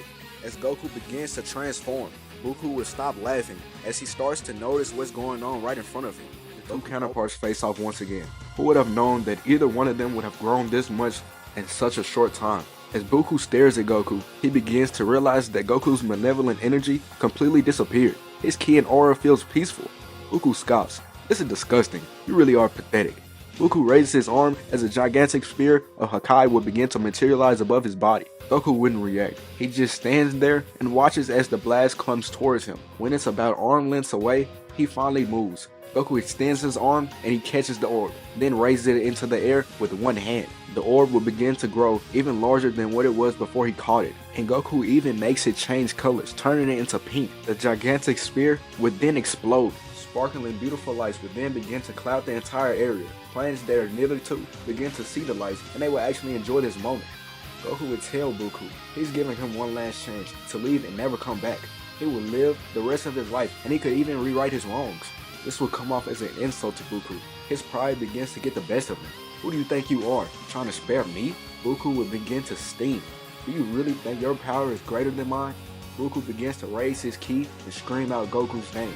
I'll show you and put you in your place. I'll show you the difference between us, you filthy disgrace. Goku rockets off towards Goku, and Goku sighs. I really wish things would have been different. Goku begins to throw a flurry of punches and kicks at Goku to hopefully disable him, but out of nowhere, Goku would come to a complete stop, and he would even begin to throw up blood. What? What just happened? He could have sworn that he was just beating Goku to a pulp. How is this even possible? He didn't even see him move. Goku would put his hand over his stomach, and it actually goes through. He has a gigantic hole in the middle of his torso. Goku's voice begins to ring throughout Goku's ears, which causes Goku to look around frantically. He starts to scream out Goku's name, and he calls him a coward. Goku would begin to shoot blasts all around the area, so Goku won't be able to sneak up on him. As he does this, he hears Goku's voice once again. I gave you a chance. Goku would appear before Goku, and the only thing that Goku would begin to hear is Super Buu laugh gets louder and louder. Goku would start striking Goku repeatedly, destroying his entire body faster than Goku would be able to even comprehend. He can't even see his hands moving, but he feels every time his fist impales him. Is this really happening right now? Am I actually going to die? Goku reverts back to his base form, and he begins to throw up blood once again. Goku raises his hand in front of Goku's face. You're what I could have become if I would let my emotions get the best of me. You could have changed and rewrote your wrongs. Do you honestly not feel bad about anything that you've done? Goku would let out a little chuckle, and he looks Goku dead in his eyes. If I could reverse time and do it all again, do you actually want to know what I'll do differently? Goku would ask him what. Goku tells him that he would have killed him and destroyed everyone and everything dear to him when he first arrived here years ago. Goku blinks slowly as he watches Goku beginning to laugh like a madman after saying that. I guess there's no saving him. Hakai. Goku would begin to laugh even harder as he gets destroyed, and even after he's completely destroyed, it seems like he's still here because his laugh still hasn't left Goku's head. Mirrors watched the entire thing happen. He's seen the fight and he heard the conversation. These mortals are unlike anything or anyone he's ever seen in his life. Universe 7 is truly a unique universe. Whis would appear behind Goku. Well done, Goku. You were actually able to overcome your greatest challenge. Goku turns around quickly, and he looks at Whis with a confused expression. He questioned how is he here right now. He thought it was destroyed. Majin Buu face palms. You idiot. Do you really think an angel would allow themselves to be destroyed by Hakai? Goku rubs his head, and he smiles. You're right. I don't know what I was thinking. Whis chuckles. He compliments Goku's new form. It actually suits him. He went down his own path and obtained a transformation that's completely unique to him. Whis asks Goku, has he given his new transformation a name yet? Goku looks at his hands and he agrees with what Whis just said. He hasn't actually thought of a name for it just yet though. Super Buu interrupts their conversation by taking control of Goku's body and telling Whis he's going to be the one to name this transformation, and he will call it Majin Instinct, just like the Angel's Ultra Instinct. such a suitable name for a transformation such as this, Majin Instinct. Boo would then begin to rub his chin. He tells Whis that he knows, and he even thinks that the Majin Instinct is better than the Ultra Instinct. Whis begins to laugh. He tells Boo, oh, is that true? Boo relinquished control of Goku's body after he tells Whis that he and Goku would be ready to take him on any day and show him that it's true. Whis would start to laugh even harder. Goku would then ask Whis what happened to the others. Did they manage to survive? Vegeta tells Goku of course they survived, and Goku would then start to look around for Vegeta. Where are you? Vegeta tells Goku that he's talking through Piccolo right now, and he actually just arrived back to Earth. Goku would be happy to hear this. They actually still alive. Whis tells Goku that he could take him back there if he likes, which Goku quickly agrees to. The Z Fighters look at Goku in complete awe once he arrives. The form that he's in has to be crazy strong to make him look this way. But the pink skin and the color of his eyes is kinda creepy. Is this really even Goku? A smile grows on Vegeta's face as he thinks that Kakarot is really a different breed. He was able to defeat Goku even when he couldn't, and he even obtained a new form. Krillin would then ask Goku what happened to him up there. Is that even him? When Goku speaks, it gives Krillin chills. He sounds completely different also. Goku would ask his dad what form is he in right now.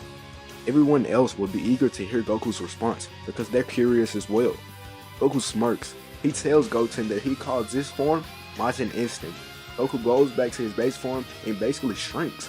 Goku would tell everyone that Gohan and Vegeta also gained new forms while they were away, not just him. Everyone would then direct their attention to Vegeta. Then they'll start to just look for Gohan, but no one knows where he is, so they just still focuses on Vegeta. Trunks would ask Vegeta to show him his new transformation. Vegeta would get embarrassed by everyone directing their attention to him, so he tells them to just wait. He'll show them another time. Chi-Chi would then get concerned. Where is Gohan? Bulma would then ask where's Trunks. They would then start to assume that maybe they return back to their own timeline, since Goku was dealt with already. But when they see the look on Vegeta's face, they start to think differently. Bulma asks Vegeta once again, where is Trunks? Vegeta looks up at Bulma and he tells her that Trunks was Akai by the other Goku. He clenches his fist once he says Goku's name. President Gohan can't believe what he just heard. Maybe if he was there to help, then Trunks would still be here. Bulma would ask Vegeta, can't they just revive him with the Dragon Balls? But she stopped when Vegeta tells her that that won't work. Bulma can't believe this. The Dragon Balls can do everything. What does he mean they won't work? She would then look over at Whis as she cries. She asks him, does he know any way how to bring her son back? Whis tells Bulma that anyone who has been Hakai can be revived by the regular Dragon Balls due to them being completely erased. Shenron can't revive that. The only way they'll be able to return back to life is if they're brought back by the Super Dragon Balls. Whis would check his staff to actually locate the Dragon Balls, and that's when he would see that they're on the border of Universe 7 and 6. Both Bulma and Vegeta ask Whis at the same time could they make the wish. Whis tells them that he doesn't see why not. Chi-Chi would then ask again, where is Gohan? Because now she's starting to think the worst. Goku is also curious about this, but he's not thinking the worst because if Vegeta survived, then also he would have survived. Whis tells them that they're back with the Galactic Patrol for an urgent mission briefing. Chi-Chi sighs in relief. She's glad that he's okay. Vegeta prepares to leave with Whis to go find the Dragon Balls, and Goku comes along with them.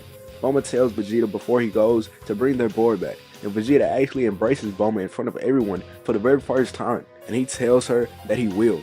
Who would have known that Vegeta would have grown this much throughout this time? Nobody would have expected him to show any form of emotion in front of anybody. The trio would then blast off from the planet, and as they travel, Whis tells him that since Beerus was killed, Universe 7 now no longer has a destroyer, and a new one has to be found immediately. This would cause both Vegeta and Goku to look at each other wide-eyed. Goku would tell Whis that Vegeta will be a good fit for the job, and Vegeta would tell Whis that Goku will be a good fit for the job. Look at him when he transforms. He already looks sort of like a destroyer. They will begin arguing for the rest of the way. Then when they finally arrive at the Super Dragon Balls, both Goku and Vegeta are surprised to see how huge they are. Then they see the Grand Priest. Whis bows and he greets his father. Vegeta would bow as well once he sees Whis do this. Then he would actually force Goku to do it as well. Whis would ask the Grand Priest what brings him to this part of the multiverse, and the priest would tell him that the death of the destroyer of Universe 7 and the immense power coming from this universe would have caught the attention of people around the multiverse, including himself and even the Omni King, Grand Zeno. He was sent by Zeno himself to find out what's going on here. Whis would inform the priest about everything that occurred. But he also made sure to leave out the part about the time travel. The priest is interested. Do this mortal actually have that much power? A smile will form on Whis' face as he tells the Grand Priest that he's quite capable, and he even have a form of his own that could rival the autonomous Ultra Instinct. That would intrigue the priest. Maybe one day he could actually see him use that form. But there's still the matter of choosing a new destroyer for this universe. He asks Whis does he have anyone in mind, and Whis tells him maybe, since neither of them wants to become the destroyer. Both Goku and Vegeta are curious about who Whis is talking about. Who could possibly be powerful enough or just as strong as them to fulfill that spot? The priest is delighted to hear that. He tells Whis to bring whoever he's speaking of to the palace, and he's also going to take this sand along with him, and the Super Dragon Balls with him as well. Whis nods his head, and Vegeta begins to panic. Why is he going to take the Dragon Balls with him? This was his only moment to get his son back. He can't let Bulma down.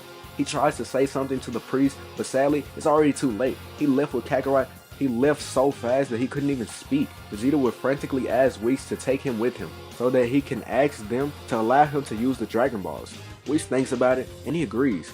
There should be no reason for them to decline your offer. The Grand Priest and Goku makes their way to Zeno's palace in an instant. That was quicker than when Whis does that. This guy must have some crazy power. Before the pair could even start walking, the priest would inform Goku about who he and Zeno are, which blows Goku's mind.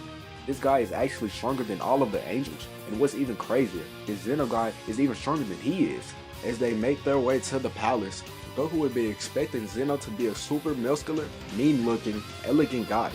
But when he sees Zeno, he gets confused. There's no way this is him.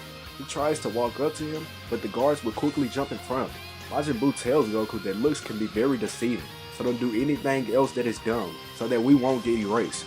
Goku jumps back and immediately holds his hands up and says that he comes in peace. After this, the meeting with Goku and Zeno would have gone exactly how it would have in canon, but with a slight difference. Zeno points out that Goku feels different. It's something about him that is unlike any other mortal. He asks Goku, is he some kind of god? Goku starts to laugh, and he starts to think about it.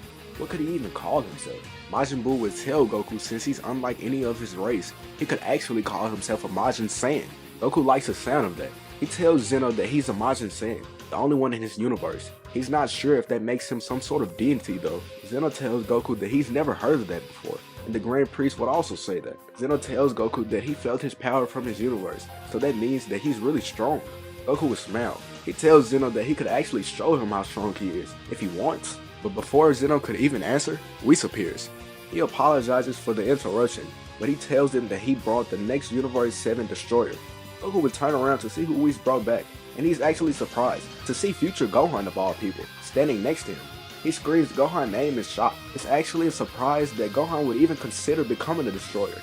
Gohan tells Goku that this is the least he could do to actually feel right with himself, due to him not being able to defeat Goku on his own. So if he becomes a destroyer, he will be granted the power that he needs to stand against any threat that comes before him. And besides, this is like a promotion for him since he already works for the Galactic Patrol. Goku's actually proud of his son, and Vegeta can't really believe what he's hearing right now.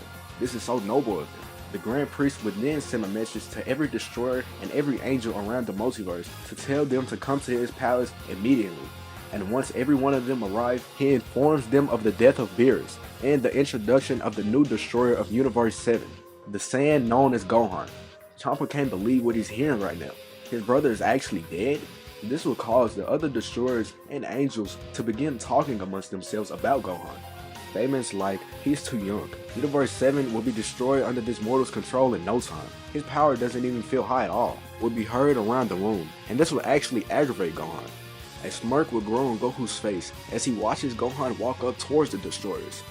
Gohan transforms into his beast form to get their attention, and this actually surprises Zeno. This transformation looks absolutely amazing. Gohan goes on to tell the destroyers that whatever happens in his universe does not concern them at all, and if anyone thinks he's still too weak for the job, come and prove it to him. This will make the destroyers quiet down, and they actually become more intrigued by Gohan. Belmont tells them all that he's already sounding like a destroyer, and the destroyer of Universe 2 actually agrees. She tells Gohan that if he needs anything or any help, he can come and ask her, then she winks at him. But there's still the other destroyers. They don't too much believe in him at all. Champa will obviously feel some sort of disdain for Gohan because of the death of his brother, but when he's informed about the way that he died, his emotions would obviously change. The Grand Priest would tell everyone to calm down so that they can start the ritual for Gohan to become the next destroyer. Once it's done, Goku actually has an idea that he'll think the Xenos will really enjoy. Vegeta will ask his question about the Super Dragon Balls, which will aggravate the other destroyers. Because too much is going on in Universe 7, why are they always being treated so special? This would motivate Goku even more to ask his question. He tells the Grand Priest and Zeno that they could have him and each of the destroyers fight against each other, and whoever wins can be granted the Super Dragon Balls. Zeno loves the sound of that. He even gets even more excited because Goku is going to be fighting and showing off his power and how strong he is. Liquor will begin to laugh. You aren't even a destroyer. What makes you think that you could even hold a candle to our power? Chamba starts to sweat. He begins to have flashbacks about the time that he lost against Goku. These guys are in for a surprise. Zeno tells the priest that he really wants to see that. It'll be so much fun. The priest tells everyone to follow him, and they'll go into a space big enough for everyone to fight. Due to Gohan now being a destroyer, he has to fight as well, which means two people will be fighting for Universe 7. But this really doesn't make the other destroyers mad, because they assume that Goku is weak, and Gohan is inexperienced in his power of destruction, even though the kid is impressive. Once they make it to the place, the destroyers stand across from each other, and Gohan and Goku will stand next to each other. The destroyers will begin to power up. Gohan transforms into his beast form, but it feels different now. He feels stronger than he has ever felt in his life. It's like he can feel the destructive energy coursing throughout his entire body. Goku turns his head to see Gohan looking at his hands. Gohan tells Goku that he feels like another person right now. Goku smirks. Majin Buu tells Goku that he feels that Kid's power increasing by the second. Just imagine how strong we would have been if we decided to become a destroyer as well. Goku would chuckle. He tells Buu that he knows, but that position doesn't fit them. The power would have been great, but our power is just as great. Buu would smile. He agrees with Goku. Their power is on a whole nother level. Goku's pink aura begins to form around his entire body and his hair begins to rise. He transforms into his rosé form and the destroyers look in his direction. How did this mortal have power like that? Champa would even look at Goku. Just by feeling this power alone, he knows exactly what form he just entered. Zeno becomes really excited. Goku actually wasn't lying. He actually is strong, and this power that he's using right now looks amazing. At this point, Gohan can't wait anymore. He has to release this power, and these guys are the perfect targets. The Grand Priest ends his countdown, and Gohan will rocket off towards Sidra. He envelops his entire body with his ki as he begins to go blow for blow with Sidra. Gohan will strike him in his stomach, causing him to spit up blood. Then he repeatedly attacks him till he passes out. Sidra's body falls from the air to the ground. His angel comes to where he is and he picks him up, then returns back to his universe. As the battles went on, more and more destroyers quickly got eliminated, leaving the universe 5, 3, 1, and 4. Plus Gohan and Goku left. Universe 4 destroyer rushes towards Gohan immediately. He wants to be the one to show Gohan his place, since the other destroyers are too pathetic, while Universe 5, 3, and 1 destroyers team up on Goku to quickly get rid of him. Goku's being attacked from every direction. The destroyers are fighting in sync with each other and giving Goku no time to catch his breath. This is a good tactic to use against someone like Goku, and if he wasn't who he is, he would have for sure been killed fighting these guys. But as we all know, our Majin Saiyan still has one more trick up his sleeve. Goku would block every incoming attack, then push the destroyers back with his own power. Goku goes back to his base form, then he begins to chuckle as he tells the destroyers that every last one of them are really powerful. Then his voice becomes deeper when he tells them that it's too bad because he's stronger. A pink light would then shoot above Goku's body, which catches the attention of Gohan and even the Universe 1 destroyer. This mortal power is unbelievable. People way from planet Earth can feel Goku's ki, and the other universes can also feel it. Even fighters like Hit, Jiren, Top, and the Universe 6 Saiyans can feel his energy. The destroyers that are back at home begin to all think the same thing. There is no way he's just a mere mortal. The light around Goku's body begins to dissipate, and everyone is surprised once they see him. Goku looks completely different. His body size has increased, his muscles have gotten even bigger, and his power has increased by trillions. His skin has even changed colors. It's pink now. Seeing this epic transformation blows Zeno away. Just when he thought that Goku couldn't get any more amazing, he does something like this. The angels that are watching this even are surprised. How did this mortal even access a form like this? Universe 4 Destroyer wastes no time on attempting to attack Goku. Yeah, this mortal is powerful, but he wants to put him in his place. He shoots a flurry of Hakai Blast towards Goku that absolutely does nothing. Universe 3 Destroyers even points out that the blasts aren't even moving him. The blasts are literally going inside of him. Universe 5 Destroyers clenches his teeth and he rockets towards Goku with the Hakai in his hand. But when his attack is about a few hairs away from Goku, Goku would look him dead in the eyes and the Destroyer would be sent flying across the battlefield in an instant.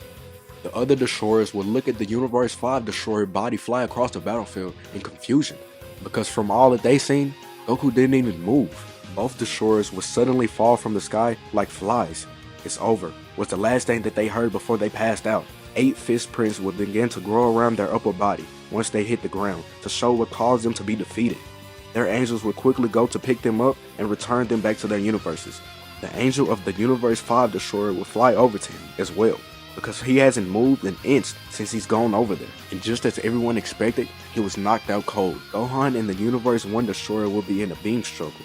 Gohan is actually being pushed back, and his life and Trunks' death flashes before his eyes. This will cause Gohan to push out every last ounce of his power into his last attack, which actually pushes the Universe 1 Destroyer back, and he begins to scream that this is impossible as he is consumed by the blast. Gohan falls out of his transformation, and the Universe 1 Angel picks him up, and they go back to their universe as well. Gohan will start to fall towards the ground, but he's quickly caught when Goku appears next to him. Goku tells Gohan that he's done well, and Gohan smiles before he passes out. The Grand Priest is impressed. Universe 7 does have some unique mortals there. He announces that Universe 7 is the winner of the tournament, and he grants them the Dragon Balls. They allow Vegeta to make his wish, and the dragon even teleports Trunks to Earth instead of leaving him floating in outer space where he could die again.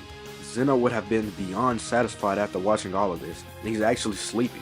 He tells Goku goodbye before he's taken away by his guards. Whis would also tell his father goodbye as he begins to go back to planet Earth with the rest of the Saiyans. When Chi-Chi sees Gohan, she cries. She goes in and hugs him, but then she would notice what he's wearing. Piccolo says, "Is that what he thinks it is?" Whis will heal Gohan back to his full health as he tells everyone that Gohan has now become the new destroyer of Universe 7. Everyone becomes shocked upon hearing this. Nobody would have been able to expect that Gohan would have been the one to take Beerus' place.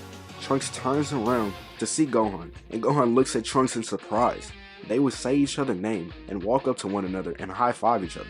Trunks congratulates Gohan, and Gohan tells Trunks welcome back to the land of the living.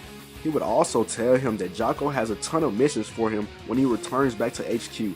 Trunks puts his head down in despair. He tells Gohan that he already knows. Out of nowhere, Whis gets a call from Beerus on his staff, asking for help. Moro has escaped and he's taken Broly's power. Gohan would question how is Beerus able to call Whis, but he doesn't go into depth about this right now. He'd find out about this later on. He would turn to everyone to say his goodbyes as he has to go do his job as the destroyer for the first time. He asks Trunks does he want a ride, and Trunks agrees before he leaves, and he looks back at his father. Then he smiles as he tells him that he's going to become so much more stronger the next time that he sees him. Vegeta smirks. Goku and the others all wave their goodbyes to the trio as they leave the planet. Gohan, Trunks, and Whis would arrive to the planet that Beerus and Broly was on, and they would see Broly's dead body. Paragus would have also been killed as well. This isn't good. Gohan would look into the sky, and he would actually be able to sense moral power. For some reason, Gohan flies into the air and enters outer space as he catches Moro's ship before he could go any further. Moro would step out, and he's actually interested in what Gohan's wearing right now. Did he actually become a new destroyer? He tells Gohan that he's surprised that he would even take that role. Gohan doesn't respond. He tells Moro to turn himself in, but Moro tells him he doesn't want to do that. Gohan smirks, and his eyes begins to turn purple. He tells Moro that he wanted to do this ever since the first time he met him. Moro begins to charge up his monstrous power, and he rockets at Gohan. But Gohan holds out his hand, and he says Hakai, and Moro's blown away and killed instantly, and his ship even destroys as well. Gohan will return back to the planet, and he tells Trunks that they'll just have to return Broly back to life with the Dragon Balls. But Whis would tell him that he doesn't have to do that. He taps his staff on Broly's dead body, and Broly comes back to life immediately. And this surprises everyone. Nobody knew that Whis had the ability to do this. Broly looks around, and he starts to breathe heavily. He starts to look around for Moro, and he even looks over at his father's dead body. He can't believe what he's seeing right now, and he almost starts to go crazy. But Gohan would tell him it's okay. He doesn't even have to do that right now because Moro has already been killed. Broly would scream, "What about his father?" And Whis would tell him that he can return him back to life as well. But he doesn't think so, because he's already old. he's gonna die in a few years anyway. So what would really be the point? Broly starts to think about it, and he actually agrees. His father has lived a long life, and he died like a warrior. So he doesn't want to take this away from him. He's gonna let him enjoy his afterlife. Whis would tell Gohan that they had a lot of things to do, like meet the Supreme Kai and decide about what are they gonna do with his new planet. Gohan tells Whis he's right, and they wave goodbye to everyone. Broly looks over at Trunks, and he welcomes back to the land of the living. I'm not going to go into the granola arc, because I'm going to just say when Goku was fighting Buku, he destroyed the planet that he was on. And I'm pretty sure, with Gohan being the new god of destruction, he'd take care of the heaters, so they won't be able to cause any ruckus. But this is where I'm going to end off this What If. I hope you guys enjoyed the series, and stay tuned for more to come.